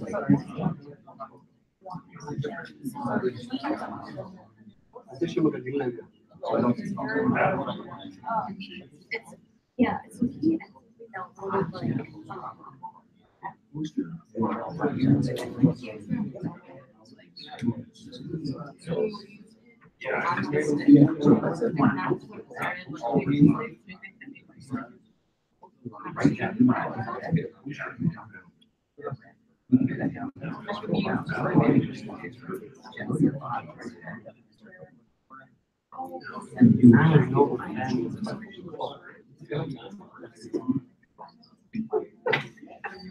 that one person, like the one girl that got,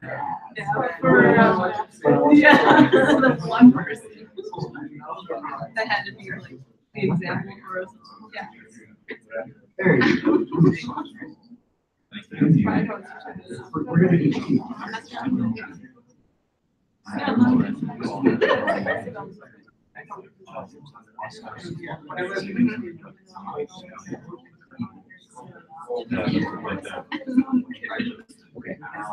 Some of work computer, so. You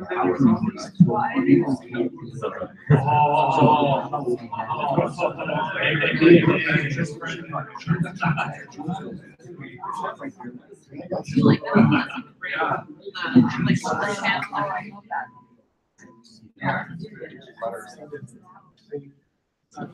Yeah, that's an engineering. My personal one.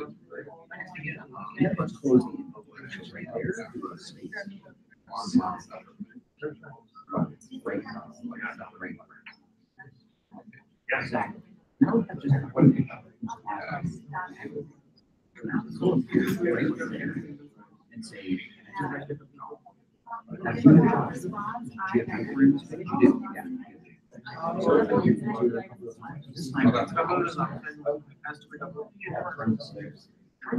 Yeah, this is my work. And I haven't.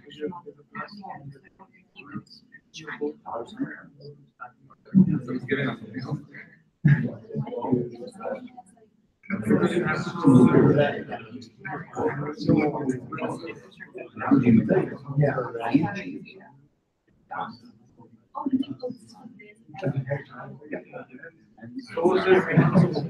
Whatever is the value.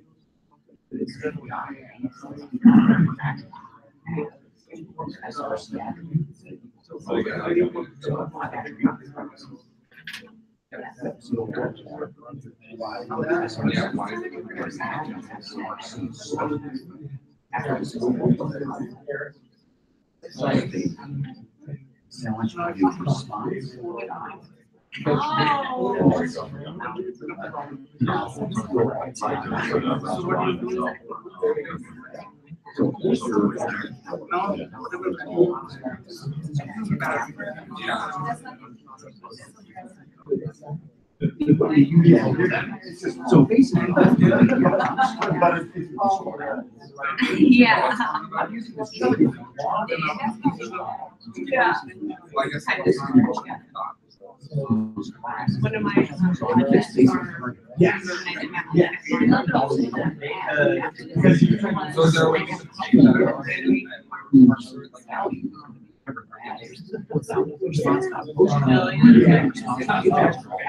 I have like that engraved in my head.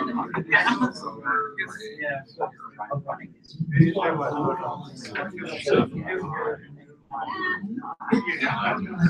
right.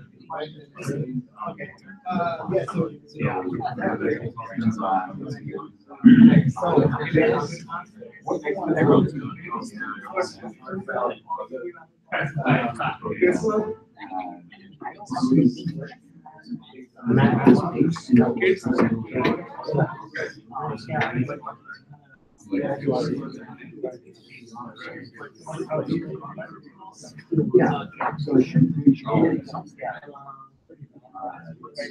You have a project. What?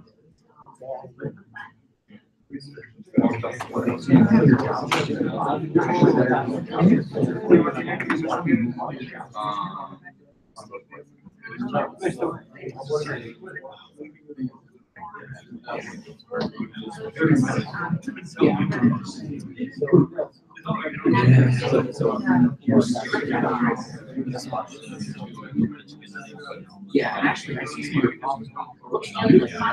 So this term is not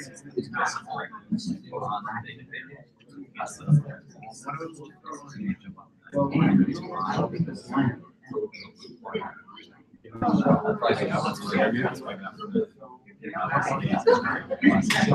let's just see if this. Now, that doesn't mean we shouldn't still move our script. Click on scroll to the left. Click on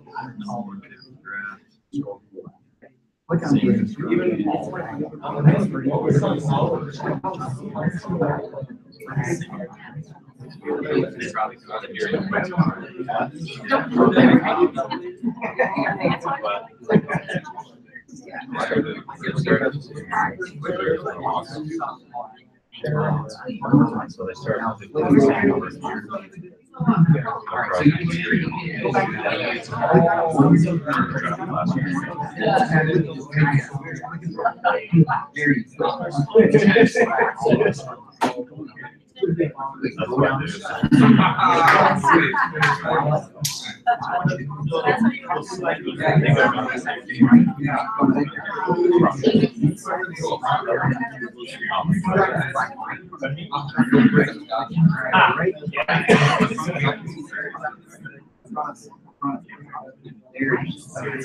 That's the one step that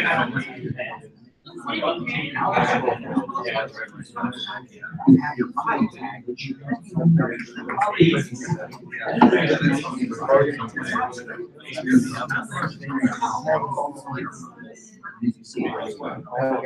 so we're basically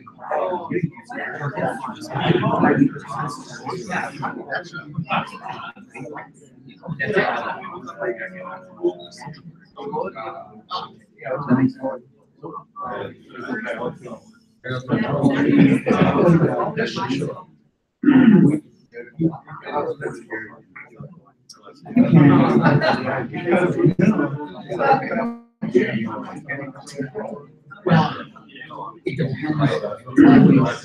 So yes, it shows me, but you have to want to be, want to actually want to be careful to make sure like this is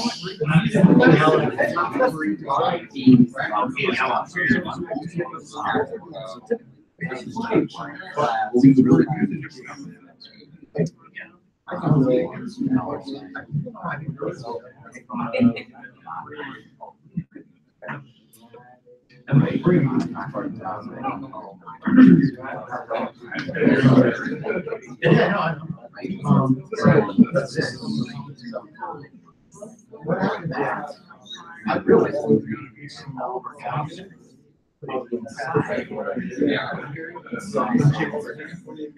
and the reason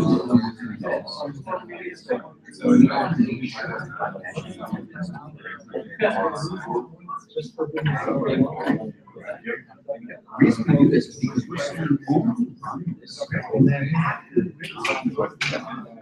Dom is. Everything's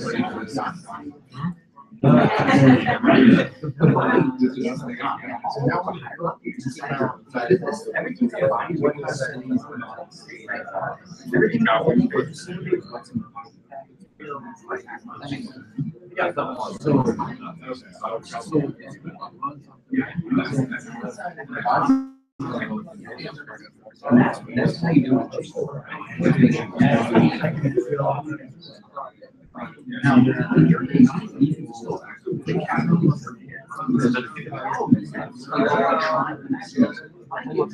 say, I want to do something.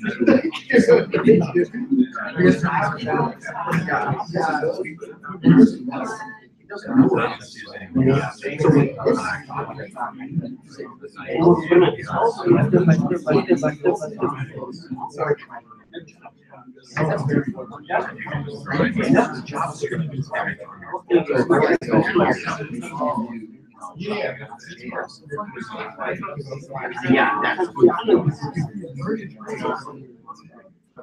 this is basically how you do the exact same thing.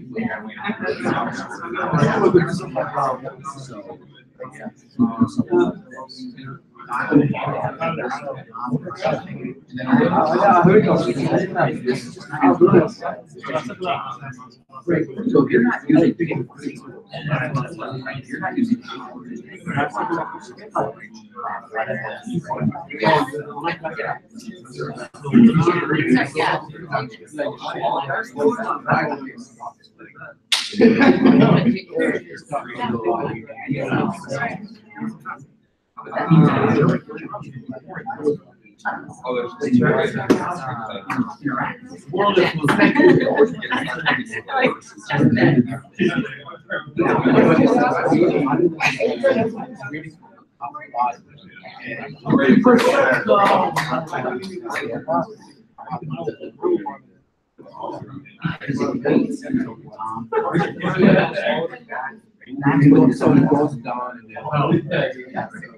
and this is the same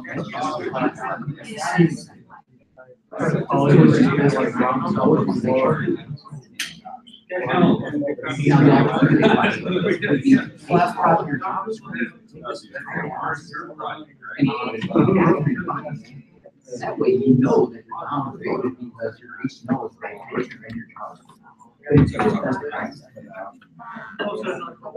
So the way I do it here is so now there's another thing that we should do, right?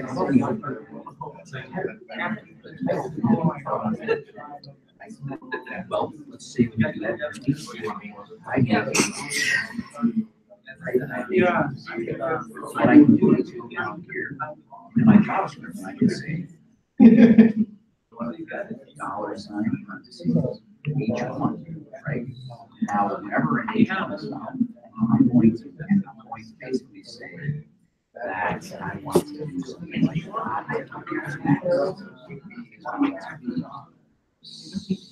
All right, you guys all ready? Let's do a big power clap.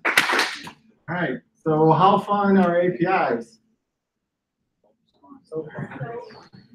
Man, some of you guys are geeking up about it. Some of you are like, no. Man, I just love playing with APIs, right? People come up with really crazy stuff. And it's a lot of fun to use. People have a lot of different data to put together. Explore those libraries, try those out. There's a lot of cool stuff. How are you guys feeling about APIs now, Fist of 5? A little bit. Okay, cool. Some of you are real confident. Some of you are still a little bit not 100% sure, and that's totally fine. Like I said, we're going to cover this all week, so it's not. There's nothing you have to totally be a master of. I'm not a master of it. And there's millions of different APIs with different required parameters, different responses. Taking it all in and using it is always going to be a different challenge. So don't worry too much about it. Let's go through the. You know what? Since we're just doing the console log, let's talk about that first. And then after this, we're going to do some HTML modification with the API stuff. Some of us already got into that a little bit, but let's just walk through it.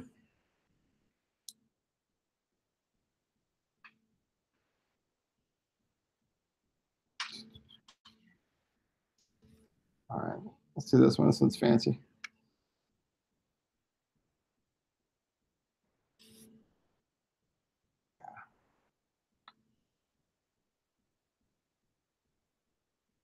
All right. So how many of you guys think we could do multiple Ajax calls in a row? How many think that's possible? All right. How many think it's not possible to do multiple Ajax calls in a row? All right. Everybody tell me why, either way.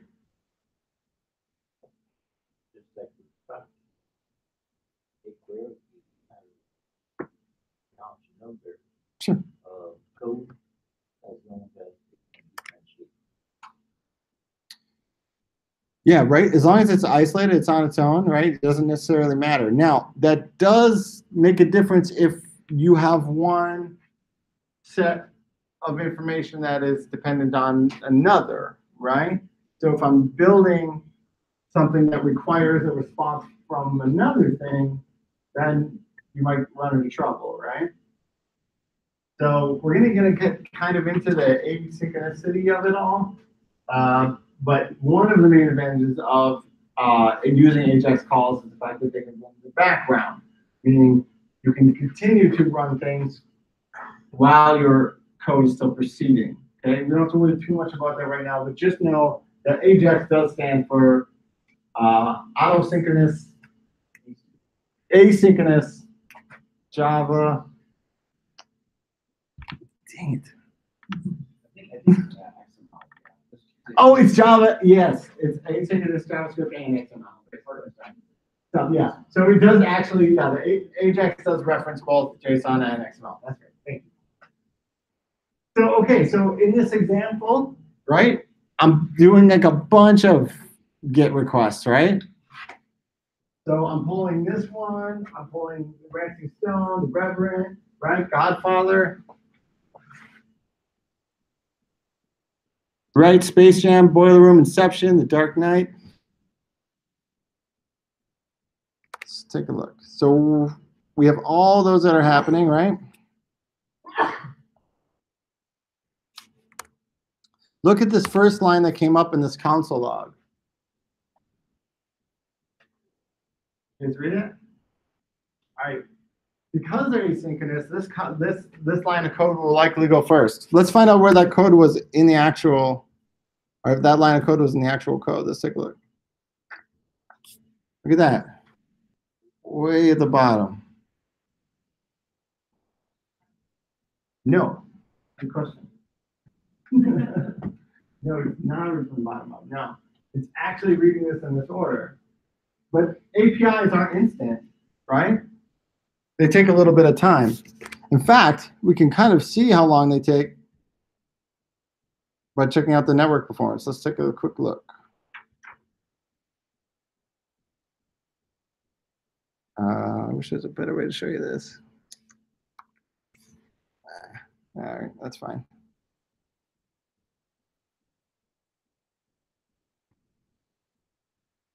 I don't think I'm going to be able to. I think I can bring that up any further. Okay. All right, so look, this first one, Ransom Stone, look how long it took to load. 674 milliseconds, right? Godfather took 101 milliseconds. The Dark Knight took 35 milliseconds, right?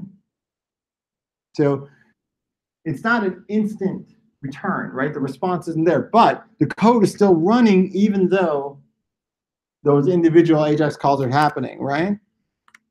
But notice that the then doesn't trigger unless the actual Ajax call does. All right, so any questions on that? So being as that is, right, you might not necessarily want to call a variable that's up here unless you wait for this to happen. So a good practice would be if you're dependent on something within this Ajax, right, call a function in here or use a reference to that particular response in here, right? Yeah. Will that throw off the order of your console log? Like if something loads faster than, like if the, sorry. No, go ahead. Like if, how you're saying like the Dark Knight, if it's like at the very bottom, but it loads faster, they're going to jump up to the top of the console log, just going to stay in that order. That's a really good question.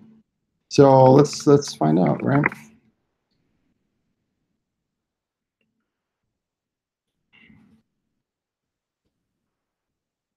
This is gonna happen, guys. It's gonna happen. You're gonna watch me do every one of these.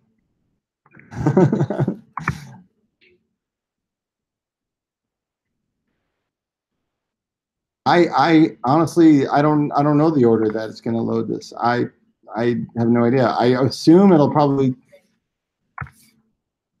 Put that. Oh, it did too fast. What am I doing, guys? I can't talk and type at the same time. I don't know if you guys picked that up. I'll just number this 8. All right. Well, let's watch the console log and see what we get. At least this way I know what the order is, right? So you did a 1, 2, 5, 3, 6, 7. But at the very top, of course.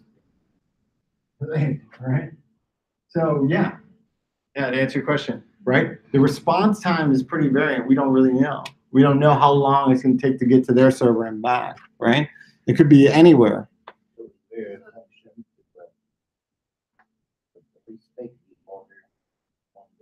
Yes.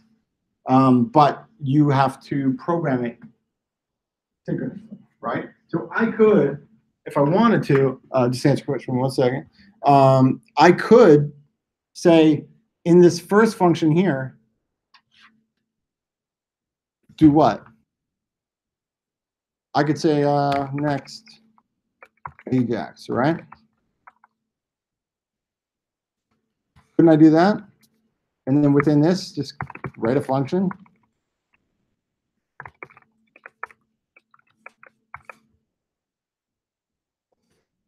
I mean, you can force it, right? Anywhere you want to.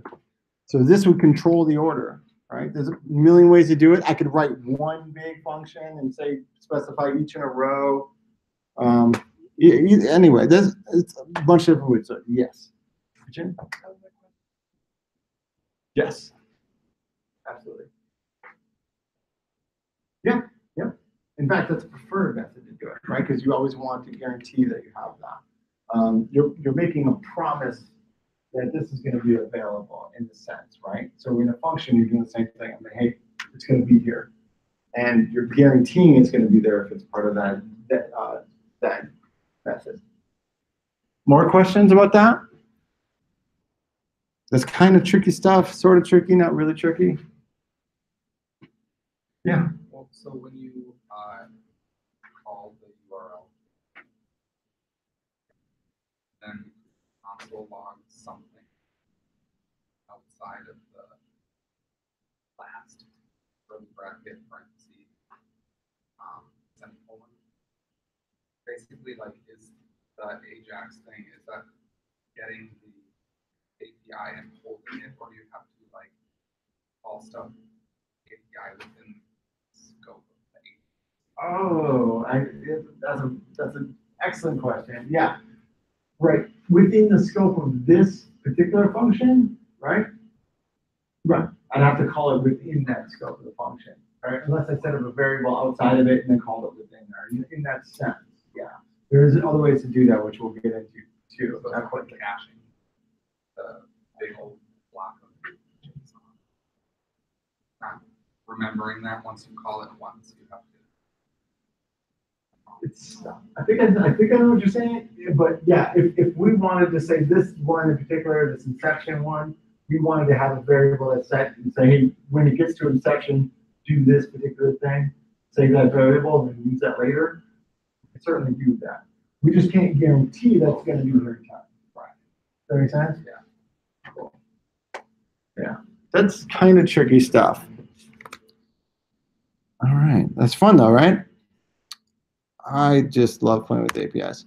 And we have more questions about that? Anybody? Yeah.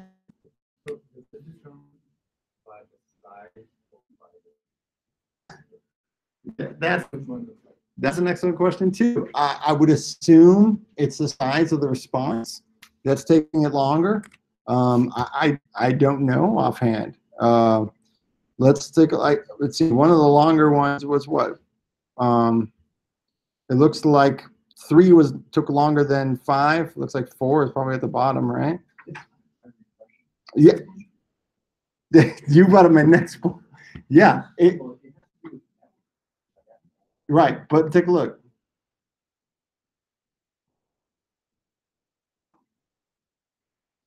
Exactly. It's not even that unlike. What? Yeah, you do every time. That's exactly right. But I want to prove one more point.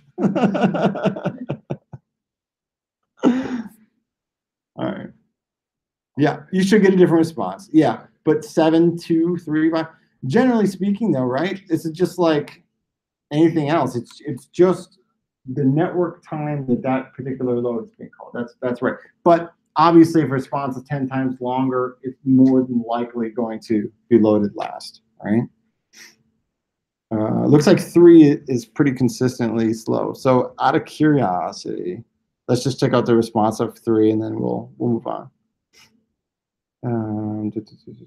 Okay, that was The Godfather. Oops.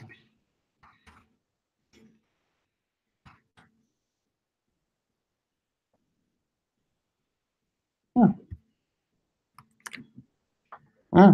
I don't know. No longer than any of those. What? What? What? The vending machine. Oh, okay.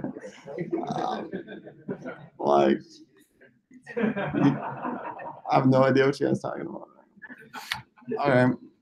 All right. So let's do this. We're going to slack out the Ajax to HTML as a starting point, and then we're going to fill up an HTML table, okay, with information about your favorite movies. Okay, so we're going to have to do multiple Ajax calls, okay, and once you've completed the activity, refactor your solution so it's more dry, right?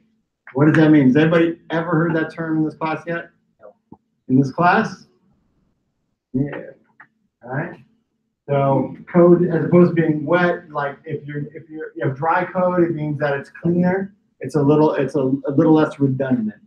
So you dry code. It's not a very typical used term. That's right. Dry means don't repeat yourself. All right. Do as much as you can to try to keep the bonus. That one's not for Rob. This one probably those Steve probably. All right, guys. I'll give you like a little bit. If you want to work with a partner with that one, I guess you can. Whatever you feel comfortable with. Otherwise, try to take it on yourself. Yeah. Yeah.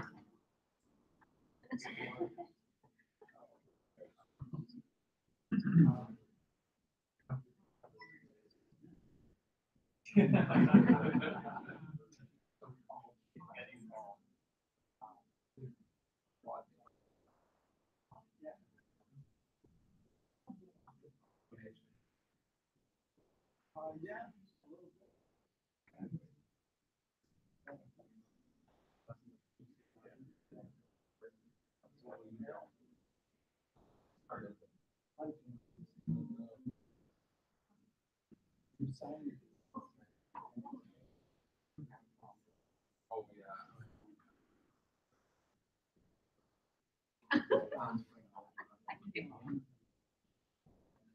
Yeah.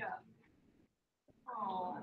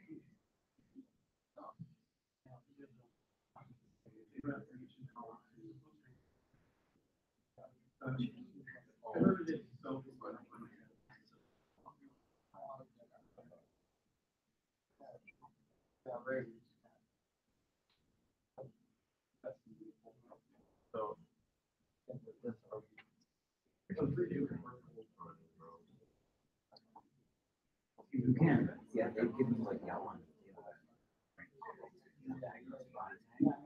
So what would be ideal? Well, I mean, you know, you could issue 25 individual Ajax calls, right? But if you look at those Ajax calls, the only thing that differs, remember on the example that you just had up, the only thing that differs was the title, right? So how could you do that in a more automated way instead of like doing physically 25 different table tags and row tags, right? What's that? Well, you could, but first you need to iterate over something, right? So let's say that you made like an array of movie titles, and then you looped or iterated over that array, and then for each iteration you use jQuery or JavaScript to build a row containing 3 cells, each cell containing one of the attributes from your response object that you would execute within that, like an Ajax request that you'd execute within that loop, right?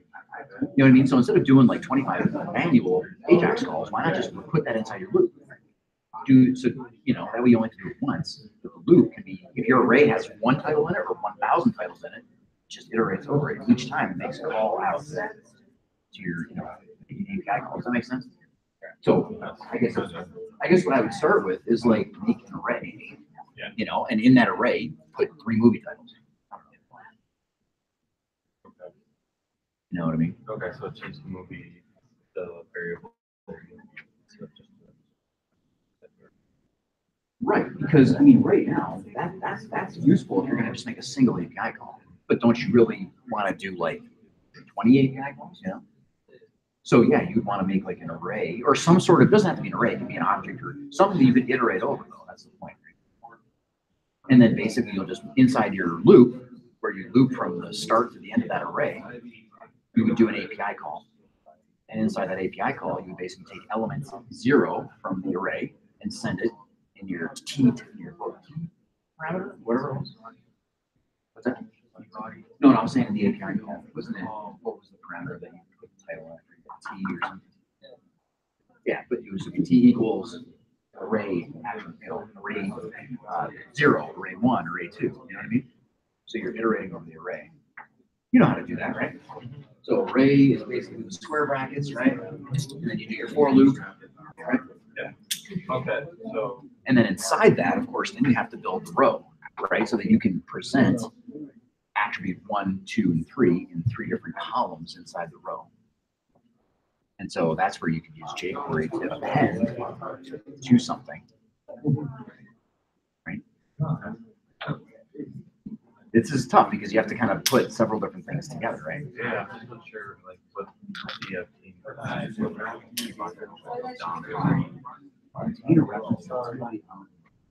So they're saying right here, T-body, they're saying, I want to be able to have a variable that target. How do you make a variable in JavaScript? Do it right after query. jQuery, right? So bar something, bar, you know, T-body. Our side, how do you jQuery select?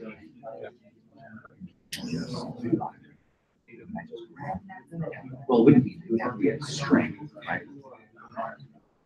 So just T-body. That's going to grab. Now I forget how in jQuery you need to put the brackets around it or not. Oh, okay. That makes sense. So it doesn't have a period or dash that first the element. So. Yeah, that's what I'm suggesting. I want to make sure that you can do it just to make sure. Rather than just being redundant. Yeah, if this works, I don't remember if that works. I need to check. You might need to use bracket, you know, T-body, right? Bracket, T-body, close bracket. I forget now. I think you might have to.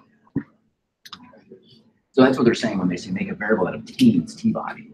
That's basically what that means. They want to be able to reference that element using a variable. Because you're going to basically append to that T-body, right? Each time you iterate over your loop. Now, okay, so setting it outside isn't going to change it at all. So since they want it inside, not defining it, but defining it. You could do it there, but I don't think that's necessary. You don't need to, because if you do it inside the Ajax call, every single time the Ajax call gets run, you're defining a T-body again and again and again. So, I mean, you know, it's up to you. There's no right or wrong way, but that's what they mean when they say build the variable, because then you're going to use jQuery to append things to it, right? I want to append a T, what's a cell in a row? What's first off, what's a row tag in HTML? Right? Not Bootstrap. A row tag in HTML is TR. What's a cell tag in HTML? TD. So TR stands for, can you imagine? Table row. And TD stands for? You'll never guess this one. It's not, yeah, you think it'd be TC, right, for table cell, but in fact it's tabular data, TD.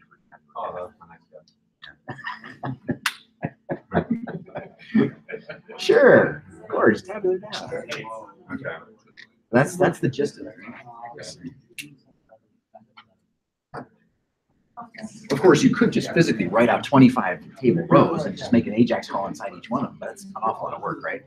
Remember that concept, DRY, don't repeat yourself? That's it. That's what you're doing your homework. We don't have a lot of time. I got to skip through this one. I know, it's my bad. I don't know what happened. Everything was going fine. Then I started talking.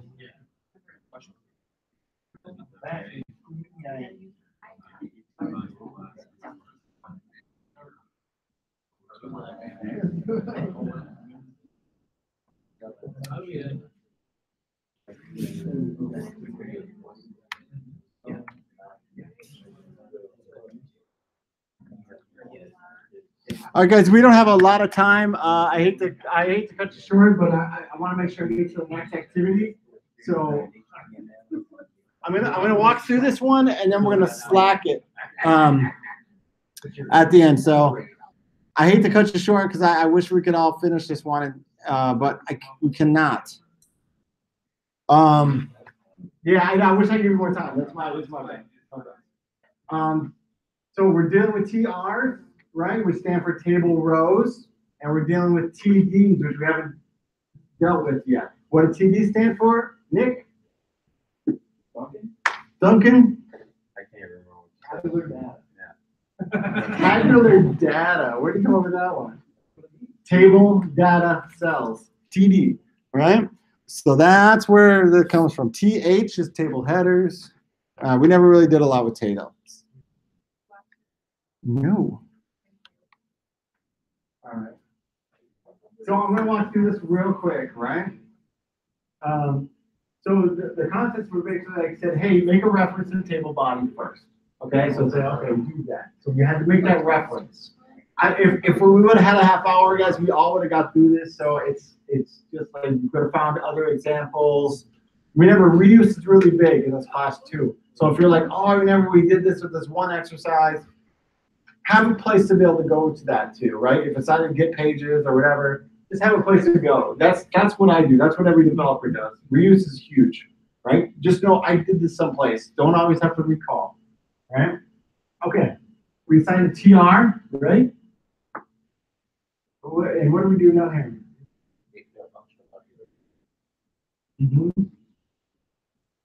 Anybody else? What do these do?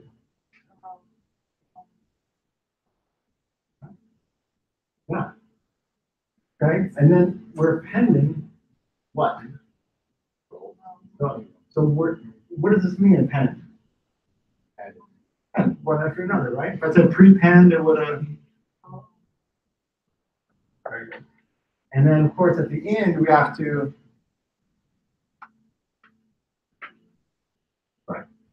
Body, right? This is tricky syntax. I don't expect anybody to have this memorized. Okay, honestly, this is kind of hard. I don't think I'd have this memorized. I mean, I have to refer to something, be able to use it, be able to reuse it. It's not easy. So let's take a look at the rest. Okay. So for this first example, right? Use Mr. Nobody. Right? I don't know what that movie is. Sure, fantastic. All right. Get it? And then for the next one, just did the same exact thing. Now this would be the web version of this, right? Where I'm just doing basically the exact same thing over and over, right? Does anybody have questions about that? More or less, no? Yes. being a huge query, I have to get to some ID to the TR and start messing. We'll send out the solutions afterwards too. You can play around with them. Actually, I kind of encourage you guys to try to make it work. For this particular version, right, we created a function called search. So that Ajax function is happening every time we're calling it. You're saying, oh, hey, we're specifying the title. We're specifying the title as a what? What is this called? In this particular context, if I'm going to have a function, what is this called here? Yeah. So that parameter is being sent where? Right. Which is being used within there. So every time this is being called, it's going boop, boop, boop. That's a pretty clean version, right? So if I wanted to do other stuff in here, I could specify it and it would do it for each function. All right. Sure, there's a lot of questions about this. Like I said, this is pretty advanced stuff, so don't feel too.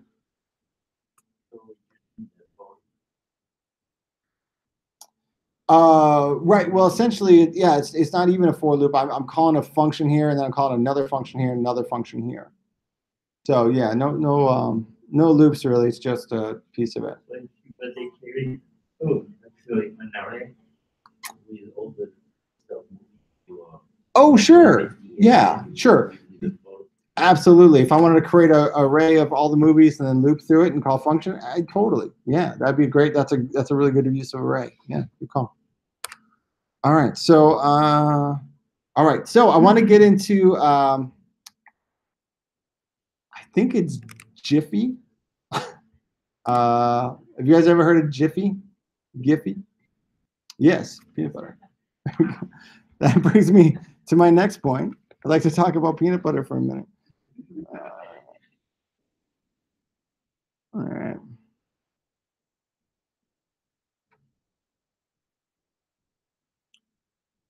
Okay. Okay. I'm down to 15 minutes, so we're gonna spend just like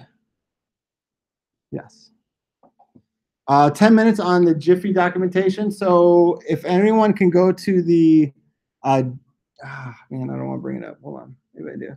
Okay. Okay.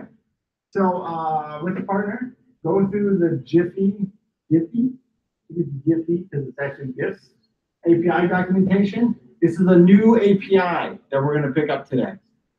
Still, right? So we're going to try to how do you and I don't have to do the actual work, just have to look at the documentation and try to understand how to do these things. How do I return back a single GIF, right?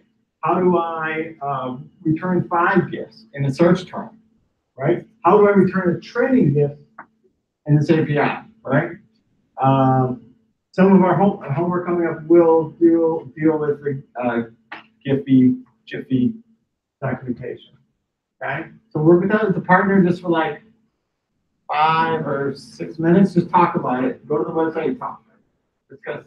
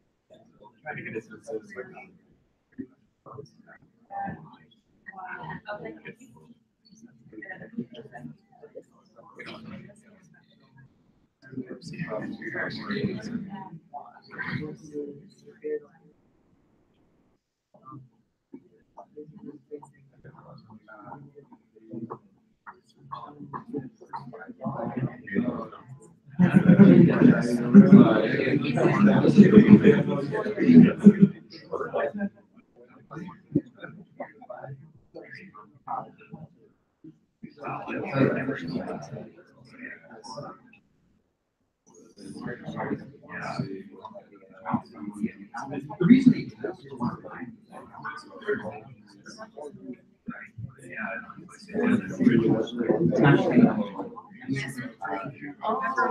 Well, it has Yeah.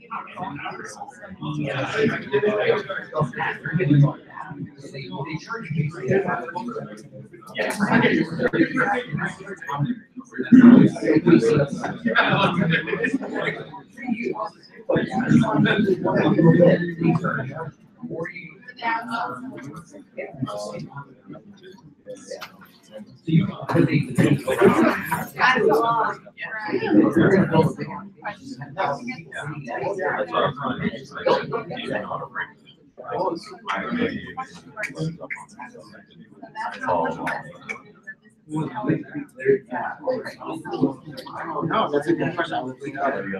That's basically behind the scenes. definitely cover that. So when you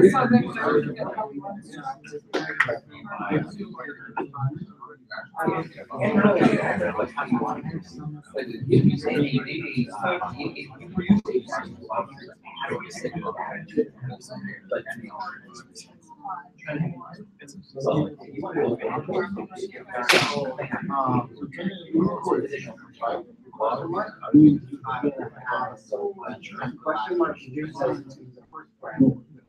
So the question mark first parameter equals name high, right?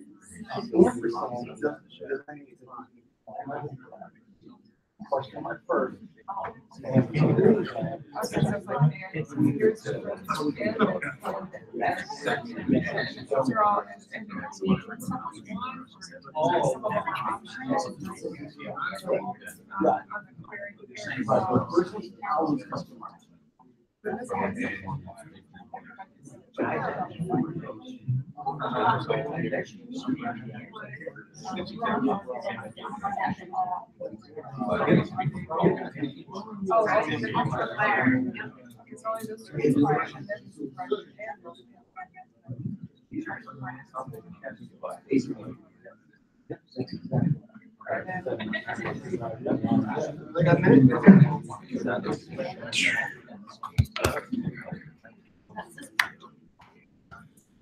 And you're just, oh, okay, you're not like.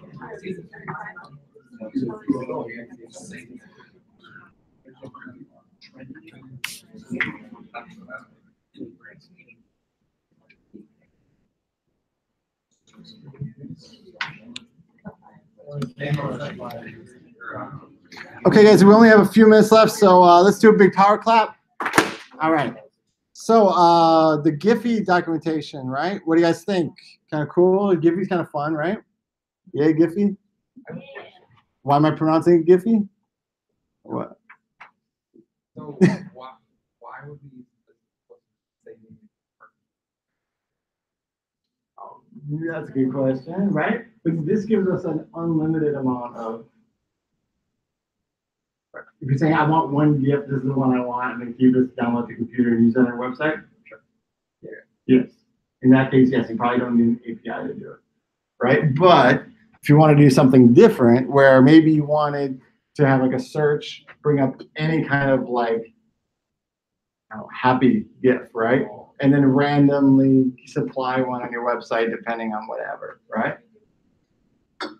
Just like you do with the French does, right? Same thing. I want to cover this because this question came up real quick. Since we haven't done a lot with parameters yet, I want to make sure that we're on a full understanding of this, right?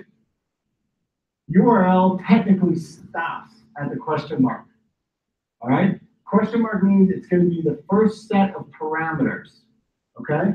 So when I'm using a question mark, in this case, it says question mark API key equals blah, blah, blah, blah, right? If I'm going to specify another parameter, who can tell me what it's going to do? What's it going to be? Ampersand. It's not going to be another question mark. This delay is the very first parameter. This is going to be a query string. This is going to be all the parameters that are going to happen. So I can say question mark API key, blah, blah, blah, blah, and something else, and something else. Doesn't matter, right? Up to, I don't know, 200,000 characters, something, whatever. All right, so I want to show just a quick example, then I'll let you guys go. I just want to kind of walk through Giphy real quick. Sorry, guys, I had so much time today. I don't know what happened. I started talking, and then. All right. At least we officially made it through all the activities for like the first time, right? Let's go. Huh? Yeah. All right. All right. All right. All right, so let's check this out. What did we do? All right, so I pulled this particular. Oh yeah, sorry, thanks. Yeah, I always forget that, don't I? Gives it a little more room. Okay, so I use the okay, I'm using the word endpoint. Does anybody want to tell me what that means? All right. Basically, with every API, they have a set of endpoints that we can use, right? There's a URL, there's the endpoints, and there's parameters. Okay, so the URL is specifically in this case this. Okay, the api.giphy.com. Okay, this would be your endpoint, and these are your parameters. All right, does anybody have questions about that? I'll include that in a slide for Wednesday just to kind of explain that. We're going to go over a lot of this stuff once again too. So I just want to kind of clear that up. Okay, so now we're going to get a bunch of images. It looks like we're going to get a bunch of images, right? So let's take a look at that. Oh yeah, look at all those. We got slug, we got URLs. Okay, so let's say I'm just going to pull. Okay. What's that? First 5. I don't know. Let's just do them all, right? We're having fun, right? We're just being wild and crazy here. So let's see. I'm going to have you guys help me walk me through this, right? So let's say I wanted to fill this page full of images. I want to use all 25 of these. I want to just throw them on the page. All right. What would be a good place to start? Create a div? Sure. Let's do that. Let's do that. We'll just call it the gallery. Gallery. All right. Ooh, look at that thing. All right. Okay, so now we have a gallery, okay? And we're gonna add it, oh, let's see. Okay, so why am I adding it here? What's gonna happen? What do we know this is returning as far as a response? So it's returning a huge thing of 25 of these things, right? Under what? It's called data, right? Let's see this correct.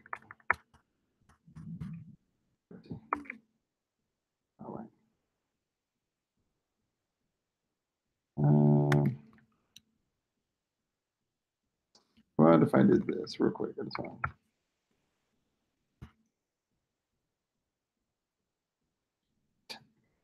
That's fine. Okay. All right. So I'm just gonna return the first one. Okay. Why did I specify it as data? Do you guys see what I did there? This particular response said, "Hey, I have a parent of this object, right? I call it data." Did you guys see that? All right, so let me check this out. We're going to do just like this. Data contains an array of 25 different. See that? Data, 25 different records, rows. Right? So I just knew I could use that. All right. Okay, so I'm just going to pull the first one. And let's, I don't know. I don't want to fill it. We're just going to do one. We're just going to take that first one. So what does that look like? I just want to pull that first URL. I want to populate this div with that. So what does that look like, guys, in jQuery?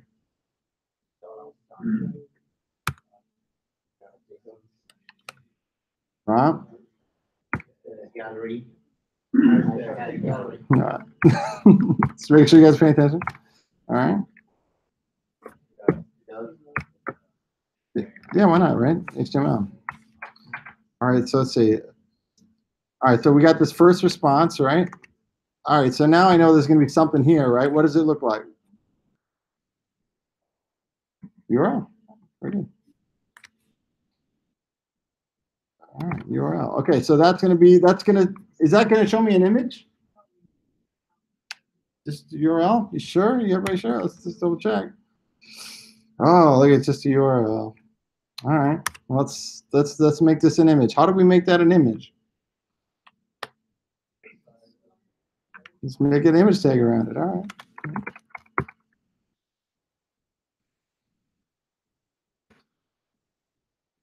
All right. I'm sorry, guys.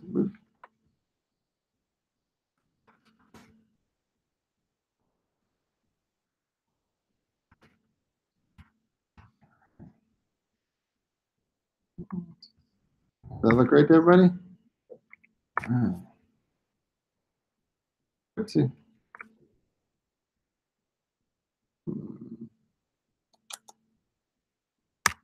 Let's take a look, right? What did we do wrong?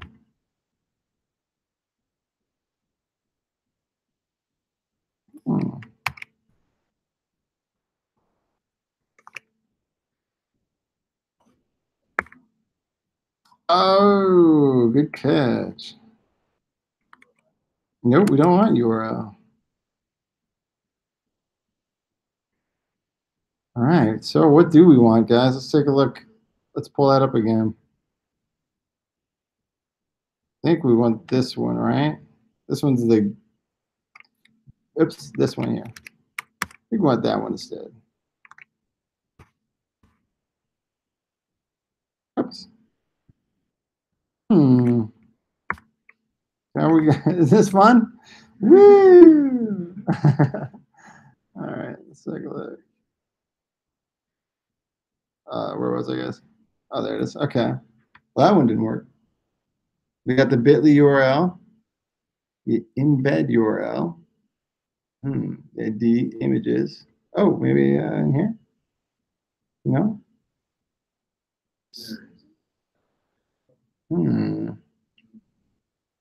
User? Yeah, that's me. This one, did we try this one? We did. Yeah. No, I think that's just URL. Is it? All right, let's try it. Let's try it.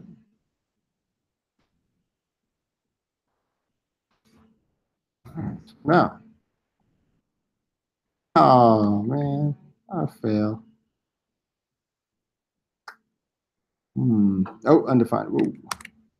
Did not like that at all. Maybe it's because it's the first one, right?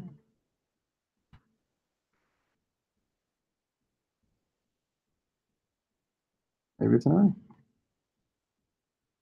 All right, now we're getting somewhere. Woo! All right, come on, guys, we'll figure this out.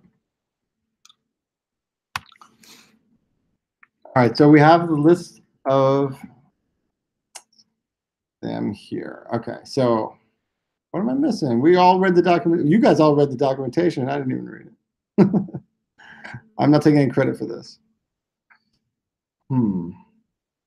Is this it here? This embed URL?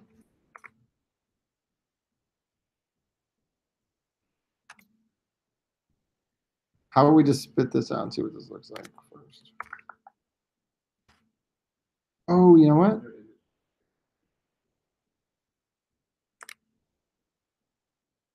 What are you seeing? Under images?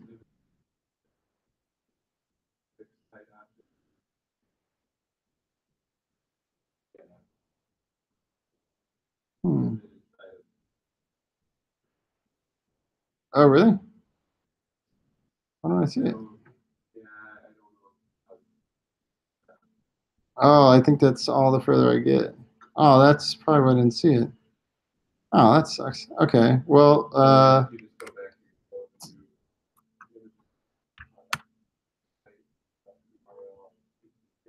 right. All right.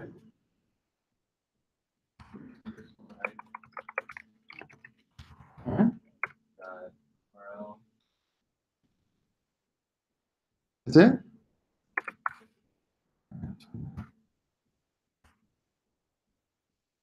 Oh, look at you. Yeah.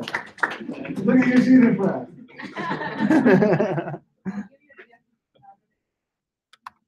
What's that? Right, right. Yeah. Well, good thing we didn't do a bunch of those, right? So, yeah, so I mean, obviously, this is a little more complicated, right? You can tell it's nested down to the data. We pulled the first one, then images, and then they had a set of fixed height images. I'm assuming there's other types, and then we supplied the URL. So, yeah, nice job. Really cool. I'm glad we ended with that because you guys are like 5 minutes late, but we had to do it, right? Cool, guys. Big power clap, and we'll see you on Wednesday. Have a good night.